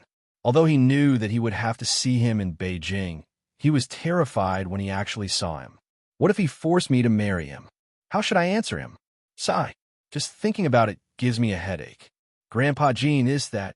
Fine. He could understand Chu Hanji's feelings a little. But that kid was born to be inferior to others, while he felt guilty. Unexpectedly, old Master Jean did not talk about Jean Shuriwa with him. Instead, he smiled and asked with concern, "How is it? Are you enjoying your position as the head bureau chief?" Nodding his head, Chen Guang replied, "Everything's fine. You came to Beijing alone this time, right? Are the two deputy chiefs staying in Beijing?" Old Master Jean continued to ask with a smile. Chen Guang nodded. "Yes, there are more things to do at the headquarters recently. Fortunately, they are helping me. Otherwise, I won't be able to handle it alone." He shamelessly asked for credit. In truth, Enchanting and Wu Miaowan had already done everything. He was even unwilling to look at the summary report. They would have to put a knife to his neck to do so. The two of them didn't cause any trouble. Did they listen to your orders? Old Master Jean widened his eyes slightly and seemed a little surprised. Chen Guang nodded. "It's all right. Enchanting and Wu Miaowan are very obedient." Old Master Jin's eyes narrowed into slits. He seemed to be satisfied with Chen Guang. "Since you said so, we can rest assured. We were worried that the people from the Thousand Despair sect and Thousand Flower Valley would be arrogant and unruly. I didn't expect you to make them so obedient. When I recommended you to be the head of the Guangdong headquarters, many people had different opinions. You did a good job and didn't make things difficult for me." Only then did Chen Guang realize something. It seemed that it was an incredible ability to command Enchanting and Wu Miaowan around like a madman. When he thought about it, it made sense. The two little Lolas were inner force martial artists after all. They were highly skilled, and their personalities were jumpy. It was indeed difficult for ordinary people to control them. He had also relied on his charm to seduce them. He had relied on his personal charm. Haha, perhaps it was the temptation of the painting scroll, or maybe it was his godly dart skills and fame in the global escort industry that helped Enchanting increase the influence of her Thousand Despair sect. In short, little Enchanting had inexplicably relied on him. At the same time, her bestie, Wu Miaowan, also became easier to talk to. "So, this is what I'm capable of. I was born to do great things." "Ha ha ha, Grandpa Jean, you flatter me. This is what I should do." Chen Guang cupped his hand slightly and said humbly with his head lowered, "I'm not flattering you. You don't know how difficult it was for us to deal with inner force martial artists in the past. Otherwise, we wouldn't have made no progress in the past few decades. This time we made up our minds and fought with our lives on the line, just to get things done once and for all. Those strong people are arrogant and unreasonable. That's why we came up with the idea of using martial arts to rule martial arts.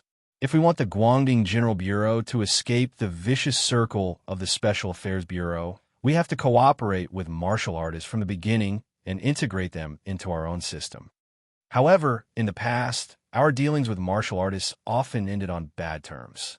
It's extremely difficult for both parties to come to an agreement, but you've solved the problem. Of course, it's all thanks to you." Chen Guang asked curiously. "But as far as I know, the Thousand Despair sect and the Thousand Flower Valley aren't very strong martial arts forces, are they? If you want to use martial arts to rule martial arts, you should at least find a strong enough partner, right?" Old Man Jean rolled his eyes. "Do you think we don't want to? However, the stronger the sect, the more arrogant they are. We can't even contact them, let alone work together." The Thousand Despair sect's abbess took the initiative to propose a partnership, and we're more than happy. Why would we be picky? Besides, using martial arts to rule martial arts doesn't mean that the martial artists we're on good terms with are strong. They're just a link for communication. What really allows us to hold our heads up high is still the power in our own hands. As for which sect your two deputy chiefs are from, that's not important. Chen Guang nodded. "That's true. Grandpa Jean, you're right. The older, the wiser. Don't let your guard down too much. For now, the Guangdong General Bureau only needs to communicate with the Special Affairs Bureau's personnel who can be instigated. However, once the individual military exercise ends tomorrow, there will be martial arts forces spying on us one after another. At that time, how do we convey the spirit of the central government? How do we make these people vigilant and not dare to act recklessly without being overly sensitive and conflicted? How do the two sides reach a specific cooperation intention? That's the most difficult part of our work. Chen Guang began to feel dizzy. Old men seem to be in the zone, but I don't really want to hear about these things. I just want to take my revenge and help Wenwen solve her problems. Okay? At present, the most basic standards we've set are as follows. First of all, we need to distinguish whether these people are real or fake. If we find people who are pretending to be, but actually have ulterior motives, or people who keep giving advice and acting recklessly, you need to report it immediately. If necessary, we'll use our military force to strike them down as a warning to others. If they're real, we need to have a detailed discussion with them. We need them to hand over a list of their members and the specific location of their sect. At the very least, we need to know which people are inter-force martial artists. If we encounter a particularly weak sect, we could try to exchange techniques with them with suitable conditions. Chen Guang basically wanted to fall asleep. It was a hot summer day, and he was sitting under the shade of a tree. It was a good time to take an afternoon nap. In addition, the temporary administrative measures for inter-force martial artists that we're drafting will also clarify the scope of their privileges. We won't completely deprive them of their privileges. After all, they're also capable people and deserve to be respected. However, their privileges will no longer be as boundless as before. It's strictly forbidden to treat ordinary people as if they were grass. Chen Guang's eyes narrowed, and he seemed to be listening very carefully. Once the cooperation between the two parties is confirmed, the other party will at least have to be registered in the Guangdong General Bureau. Entering and leaving the country will also be regulated. If a large-scale fight inevitably breaks out, it must be reported and registered, and the innocent must not be harmed. Even if it's added later, it's acceptable. The registration of a sect will have a certain degree of economic and political advantage, but our ultimate goal is to form a deeper cooperation. Of course, all of this is just an armchair strategist like us old men. We still have to wait for the matter between the one family and the dark sect to come to an end. Right now, these two forces are in a fierce battle, and the outcome will affect the entire pugilistic world of inter-force martial artists. We still need you to maintain communication with the Wen family and provide them with the necessary help. Currently, we're more optimistic about the moderate Wen family. Hey, Chen Guang. Chen Guang. Huh? All right, Grandpa Jean. I'll definitely complete the mission. Hee, young man. I'm relieved that you're so confident. Old Master Jean patted Chen Guang's shoulder again. He was very satisfied with his high fighting spirit. All right. I can tell that you don't like to stay with old guys like us. The side yard next door is a place for you young people to gather. Go there and wander around. Only the young people have a common language. I'm going in for the meeting. Finally, they could escape. Chen Guang and Old Master Jean nodded and were about to leave. By the way, don't let Shiriwa down. She's really serious about you. Old Master Jean suddenly added behind Chen Guang. Chen Guang's body stiffened, and he slowly turned around like a wooden man. Just as he was about to say something to fool the old man, he realized that the old man had already stepped into the inner gate. He did not even wait for him to reply.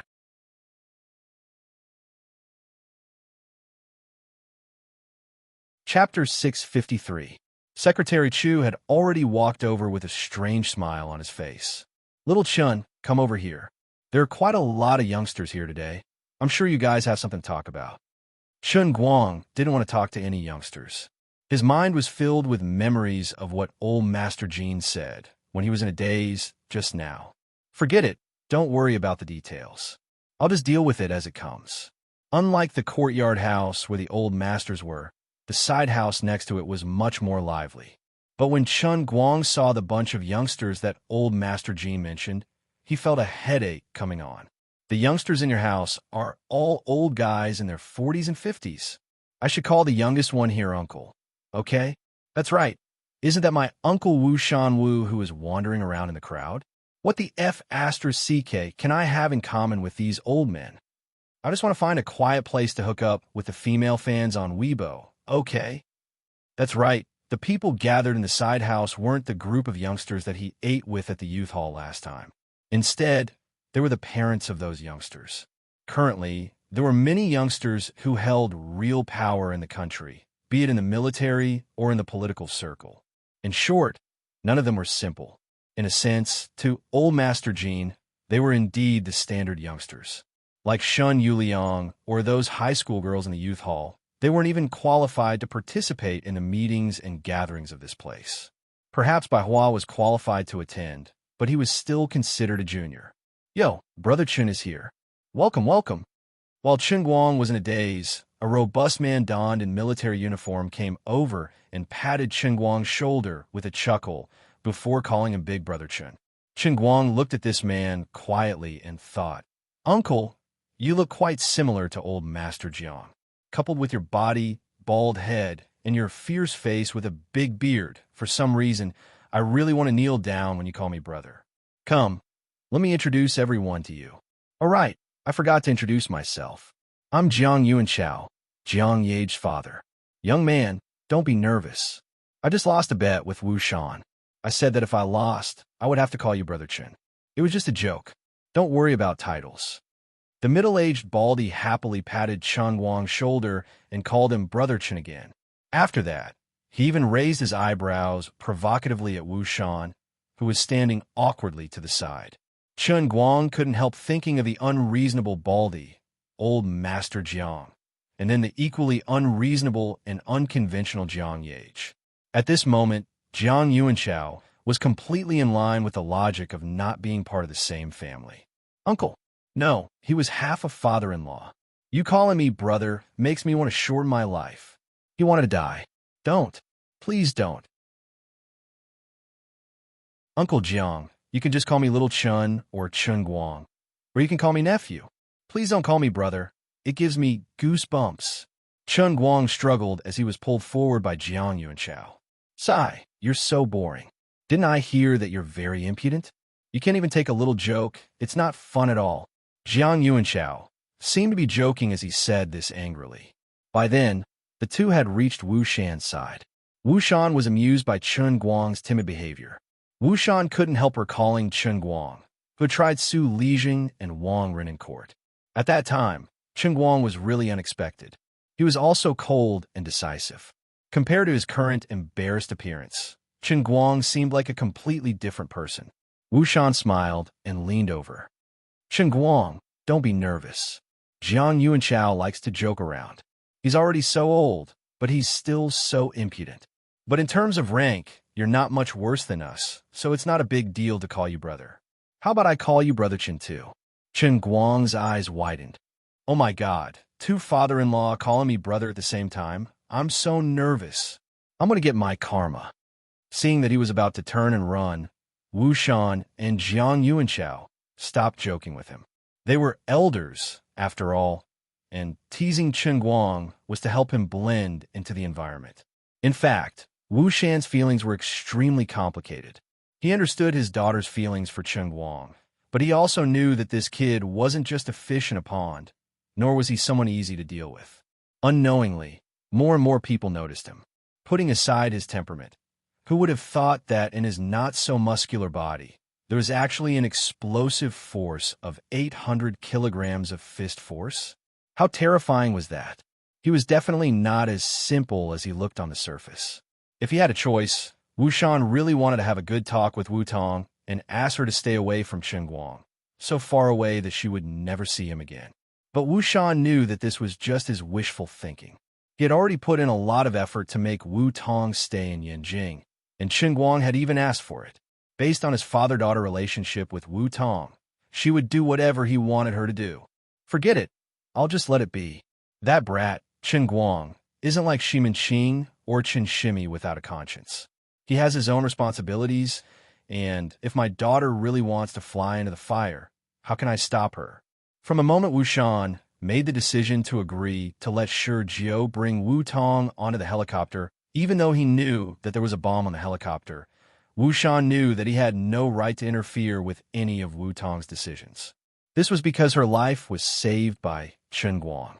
If it weren't for Chen Guang, Wu Tong and Shi Jiao would have been blown up into a cloud of fireworks in the sky. He could lie to others, but he couldn't lie to his own heart. On the other side, Jiang Yuanshao had already started introducing Chen Guang to the people one by one. Just as Chen Guang had expected, these people were all big shots from various departments, provinces, or military regions. They were all young people, or more precisely, young and vigorous. Even though he knew that his current status as the head of the general administration of Guangding was not much lower than that of the people present, he still felt awkward. There was really nothing to talk about with these uncles. What made him most uncomfortable was that there was something magical in the world of these adults. That was when others greeted you with a warm smile on their faces, but in fact, there was deep disdain and jealousy hidden in their eyes. To put it bluntly, Wu Shan was probably the only one here who was really familiar with Chen Guang. Jiang Yuanshao probably had a good impression of Chen Guang because he often heard Jiang Yage talk about him. As for the others, it was the first time that they had met Chen Guang in person, so they were completely unfamiliar with him. Where there were people, there would be Jiang Hu. This so-called Jiang Hu was the way of the world. To put it bluntly, it was competition. To put it even more bluntly, it was factions. Wu Shan, Jiang Yuanshao, Jin Shuyue's father, and Xuelin's father, Xue Zhan, should belong to the same faction. Although the courtyard was bustling with dozens of people walking around in groups of 2s and 3s, with smiles on everyone's faces and warm greetings, there were actually at least 3 to 4 different forces and factions here. In their seemingly meaningless chatter, there were hidden blades and swords. It was hard to understand if one did not personally experience it. Sometimes, even in this kind of informal and casual social occasion, a wrong word or a wrong attitude could bring far-reaching consequences. Chen Guang was young and did not come from a prominent family. He was inexplicably pushed to his current position, although he did not take it seriously, and the people here who really knew his identity as the director of the Guangding General Bureau were only talking about a few core members. Just from the fact that Secretary Chu brought him here, it could be seen that in the hearts of the elders, Chen Guang was on the same level as all the young people here. His appearance made the already turbulent social occasion even more turbulent. There would always be people who were jealous and dissatisfied. Chen Guang was too young, and his appearance was too sudden.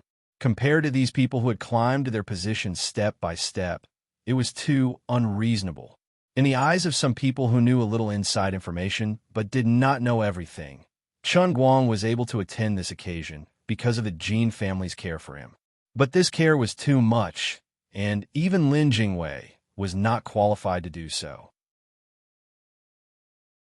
As one of the core members here, Jiang Yuanshao also acted too familiar with Chen Guang, which stung many people's hearts. No matter how easygoing their smiles were, how could the jealousy and hatred in the depths of their eyes escape the eyes of Chen Guang, the world-class acting master? Although they were experienced, skilled in deception, and each of them boasted of their excellent acting skills, Chen Guang was the best acting master in history.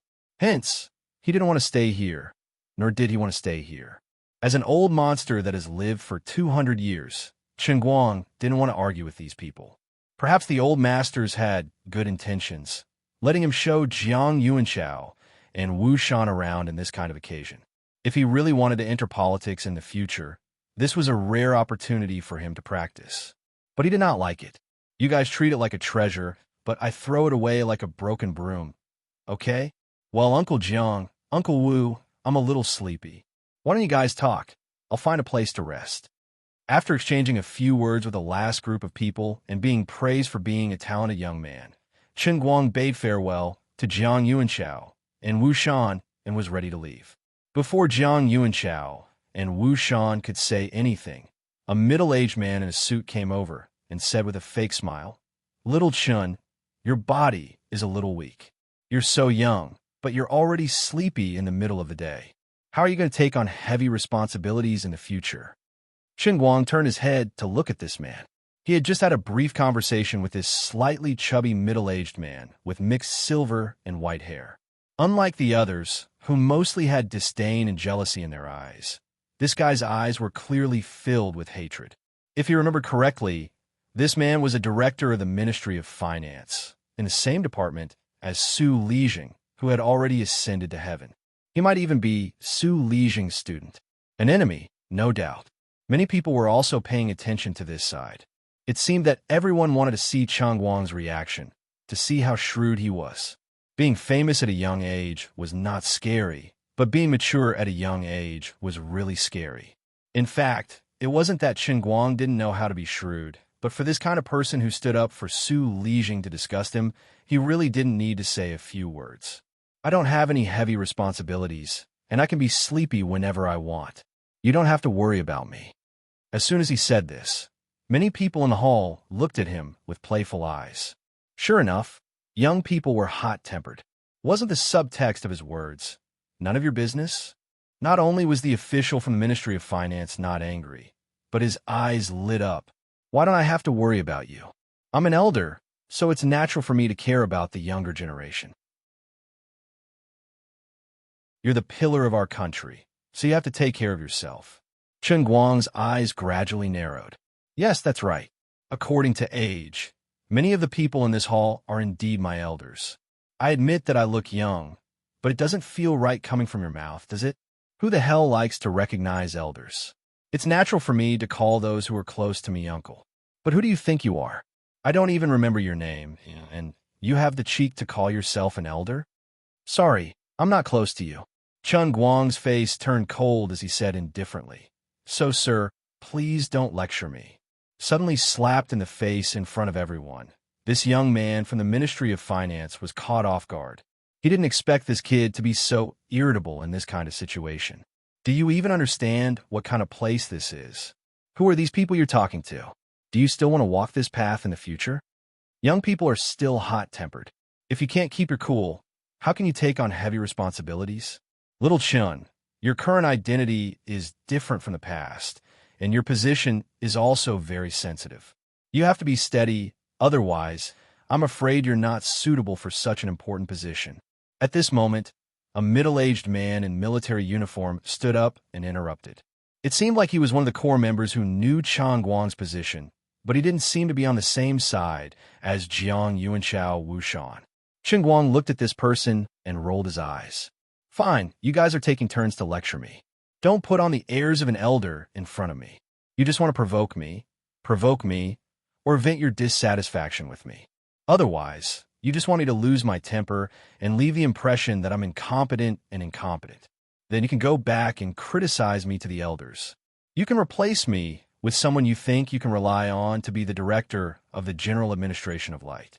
He was well aware of these people and started to get annoyed. It was true that he didn't want to go into politics from the beginning. It had only been a short time, and he was already disgusted. Chao Jingming, it's not up to you and me to decide whether Chen Guang is suitable or not. The elders have their own considerations, and this is the result of their discussion. It's not up to us to make irresponsible remarks. If you have any opinions, you can bring them up directly. Don't be sarcastic here and let people laugh at you for no reason. Jiang Yuanchao put on a straight face and defended Chen Guang.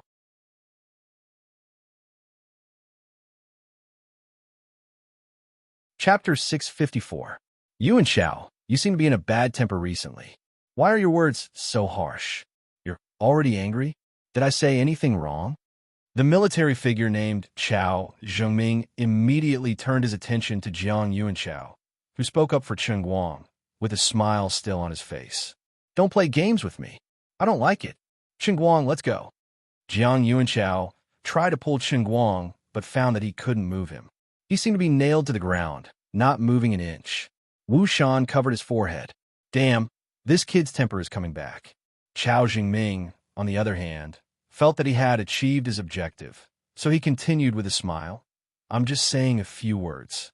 Those people are harder to deal with than us, and Chen Guang's temper is going to cause trouble. The country's affairs can't be taken lightly. So isn't it only right for the old man to reconsider? Yuan Chao, you're right. I'll talk to the elders later. All right, let's stop here. Don't throw a tantrum.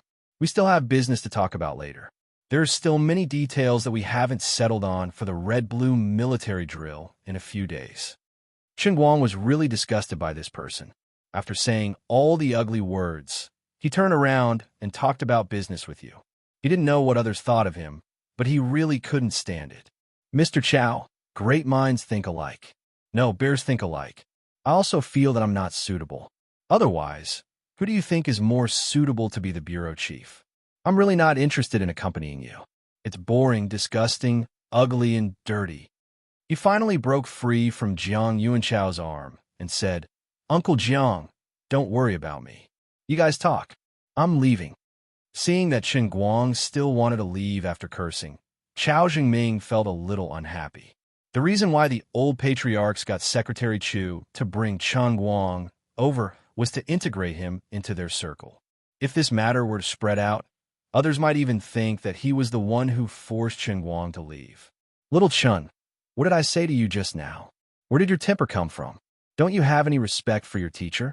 I'm trying to reason things out with you for your own good.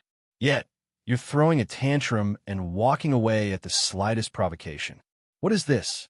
I'll pretend that I didn't hear you calling me a coward, and I'll tolerate you calling me disgusting, ugly, and dirty. It's all because you're young, but don't go too far, right? Chao Jingming still had a very calm expression on his face, as if he was really letting Chen Guang have his way. In this way, if Chen Guang really left, no one would say anything wrong with him. Exactly. You have no respect for your elders. That person from the Ministry of Finance started to show off again. Chen Guang almost laughed out loud. Standing at the entrance of the small courtyard, he turned around to look at the group of people who were behaving like monsters and snakes. He then nodded at Jiang Yuanchao and Wu Shan and suddenly grinned. I say, everyone, don't you all feel tired living like this? You're always so secretive and deceitful. Just thinking about it makes my hair stand on end. I really can't live another day like you. You think you're surrounded by a treasure trove of feng shui and think that I have to stick to you wholeheartedly. But in my opinion, you and you, the two of you, stink to the heavens. The two of you have turned the entire courtyard into a cesspool. He pointed at Chao Zhengming and that person from Ministry of Finance and said straightforwardly. After that, he turned around and left without a moment's hesitation. Did he really not understand what his words and actions meant? No, of course he understood. If it was not a big deal, it could be said that he could bear with it for a while and it would not cost him anything. To him, this was not difficult at all because of his superb acting skills. But ever since he realized what the elders were thinking, he really did not want to stay here anymore. He never thought that he could be a politician. Today's experience in less than an hour made him even more certain of his thoughts. Yes, I can do my best to cooperate with you all and act better than all of you, but I don't want to. I'd rather die than live like this. His act of throwing a tantrum in front of everyone seemed childish and impulsive, but in fact, he was deliberately throwing the difficult problem back to the elders. He was deliberately telling them, you guys better save it.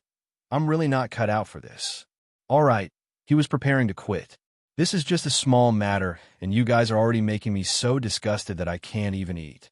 If I have to deal with you all every day, won't I go crazy? A good sentence, but he could change it up in a variety of ways.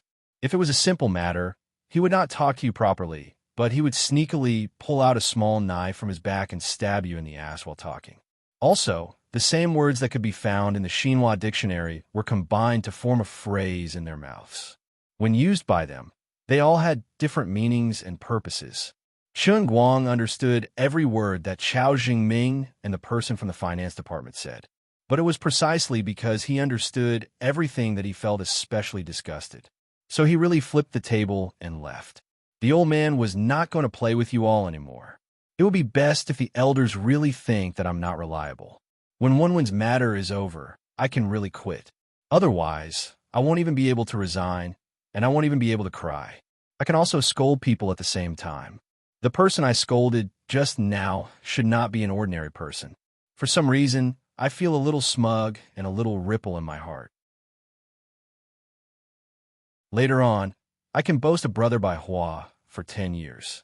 Even if I gave them 10,000 guts, they would not dare to do it. That's right. Chatting with them is called chatting. Chatting with these people is like fighting with bayonets. Every stab will see blood. It is boring and tiring. Oomph. This guy. Chao Jingming's face was swept clean. Finally, he could not laugh anymore. His face was livid for a few seconds before he suddenly flung his sleeves and turned to leave. This was the first time he had been scolded so badly by a junior. But now, he really could not do anything to Chen Guang, the director of the Guangdong General Administration. No matter how angry he was, it was useless. When he angrily returned to his own people, he finally could not control his temper and said angrily, "This little bastard really doesn't know any etiquette. I really don't know what the elders are thinking. How can they let this kind of person sit in that position?" The person next to him came up and asked, "Brother Chao, what position is it?" Chao Jingming looked at him angrily. "Don't ask what you're not supposed to ask." Fine. But no matter what, he is too favored. If the elders spoil him like this, there will be problems. Isn't that right? How old is he? He is always doing things on the internet, and his personal life is not clean either. He doesn't even know that the Jin family's elder. Chill. You can't talk about this. You can't mention it. It will cause a commotion. Fine, let's not talk about it. Anyway, I don't think he's qualified to come to our meeting today. Even young Master Bai is not here, is he? Chao Jingming looked at the group of people talking and gradually felt comfortable. He thought to himself, when the time is right, I will find a way to get him out. That position is too important. If it is not handled well, there will be a river of blood. To deal with an inner force martial artist, one must be smooth and slick. No matter what, it is not a hothead like Chen Guang who throws a tantrum. As for the possibility that Chen Guang might bear a grudge against him, Chao Jingming did not care. He was not a pushover. If he did not fight for these things, then what was the point of fighting for them? That was an important position to replace in the Special Affairs Bureau. Whoever was in power would be able to influence the political situation in the future. It was so important that it was worth a gamble. On the other hand, Wu Shan and Jiang Yuanchao were talking in a low voice in a corner. They were not as troubled as Chen Guang had imagined. Both of them looked calm, but there was a hint of joy in their whispers. "This kid is really smart," Jiang Yuanchao said. Wu Shan nodded. Indeed. In an instant, he made a prompt decision and saw through the core of the problem. His brain works really fast. If my youngest son had 1/10 of his ability, I wouldn't have such a headache. That daughter of mine, Sai, let's not talk about her. What's wrong? Jiang Yuanchao asked curiously. Wu Shan shook his head. Let's not talk about my daughter. Chen Guang might seem to be behaving arrogantly today, leaving the impression that he's a hothead. If it wasn't for me personally witnessing how he flipped Su Lijing upside down and how he forced Su Lijing into a dead end with just a few words, I would have nearly been fooled by him as well. With just a few words, he drew a clear line between Chao Jingming and those people in the finance department the first time we met. He also left us behind on the surface, but in fact, he was secretly on our side. One amazing kid. The younger generation will surpass us in time. He will definitely become a great person. Jiang Yuanchao concluded. Wu Shan shook his head slightly. No, he is already a great person. In fact, if Wu Tong was here, she might have blushed at Wu Shan's words because she knew that Chen Guang was a great person. She did not know if he was a great person, but she was sure that he was a great person. When Chen Guang went out, he bumped into Secretary Chu, who seemed to be taking a stroll outside and waiting for instructions. Hey, Xiao Chen, why are you out so soon? Chen Guang waved his hand in distress. I can't stay here anymore. This is such a lousy place. I can't even talk to people in circles. It's so annoying. Why? You don't like it? Secretary Chu smiled as he sized him up. Chen Guang nodded. Not only do I not like it, I hate it. All right, Uncle Chu, tomorrow is the military drill, right? Can you arrange a place for me to rest? I need to find a place to hide myself. These things in the industry are really not my forte. Secretary Chu nodded. Sure. Oh, right. Bai Hua and Lin Jingwei are having dinner together tonight. Do you want to go? Chen Guang was amused. That's good. I should chat with them. It's disgusting. After he agreed, he felt a little regretful. Bai Hua wouldn't be so bored as to mention Qinyu every time they met, right? It shouldn't be that boring, right? Qin Guang, when are you going to fulfill the promise you made last time? CK, this guy is really that bored. Sitting at the dining table, Chen Guang looked at Bai Hua bitterly. That's right. He didn't know when it started, but he was sitting in the middle with Lin Jingwei and Bai Hua on his left and right. Shaolin Zi also poked her head over. Brother Guang, you are now CEO Chen, the CEO of such a big company. You have to keep your word. Chen Guang silently turned his head. He felt that his grandson's smile was really cheap and meaningful. But in the end, he wasn't good enough to completely read a person's mind. Although there were thousands of doubts in his heart, he still didn't know what Lin Jingwei was showing off about. Chen Guang put down his chopsticks and sighed. Brother Bai Hua, it's not that I want to scold you. Okay, I know. Don't worry. I was just joking with you. I know you're a man of your word. Don't worry. I'm not worried at all. If this has caused you trouble, I apologize. Bai Hua interrupted Qin Guang. Qin Guang's mouth was wide open. He wanted to strangle this guy to death. After 3 rounds of drinking, Shun Yuliang, who hadn't dared to come up to the dining table to talk, finally mustered the courage to come up to him. Holding a glass, he cautiously said, Brother Qin Guang, do you want a drink? Qin Guang looked up at this guy. Although last time wasn't very pleasant, it wasn't a big deal. Someone had taken the initiative to express goodwill, and if he didn't accept it, he would seem too narrow-minded. Fine, I'm narrow-minded. But today, I'll be generous and give Shen Yuliang a chance. He picked up his glass, stood up, and clinked it with Shen Yuliang. Then he quickly tilted his head back and downed it. You're too polite. I'll drink first as a sign of respect. Shen Yuliang was overjoyed and followed suit. The other people at the table who had been secretly paying attention to the two of them secretly heaved a sigh of relief. In fact, as long as they talked him nicely, he was really easier to deal with than they had imagined. Shen Yuliang silently turned his face away and wiped the tears from the corner of his eyes. In fact, he had almost been ostracized these days. It had been really hard for him. Originally, he didn't have a place at the table, but Lin Jingwei had called him, so he dared to come. Now that they had finally buried the hatchet, he could be considered to have crossed this hurdle. Brother Chung Guang, I'm actually also a fan of the almighty Superman, and I also play Dota Tower. You have more than 4,000 points in the stairway competition. I watched the whole process of your previous competition, and it really made my eyes brim with tears. Another glass? No problem. Let's queue together when we're free. I'll bring you along to show off and fly. Qin Guang found Shen Yuliang much more pleasing to the eye. People who could like Dota Tower couldn't be that bad. All right, those who like to play Dota Tower were also good people. The two of them drank another glass. I won't find excuses for this last glass. This is my self-punishment. Brother Qin Guang, I'm sorry. What happened before was my fault. Just as Chen Guang finished drinking, Shen Yuliang on the other side quickly poured himself a third glass.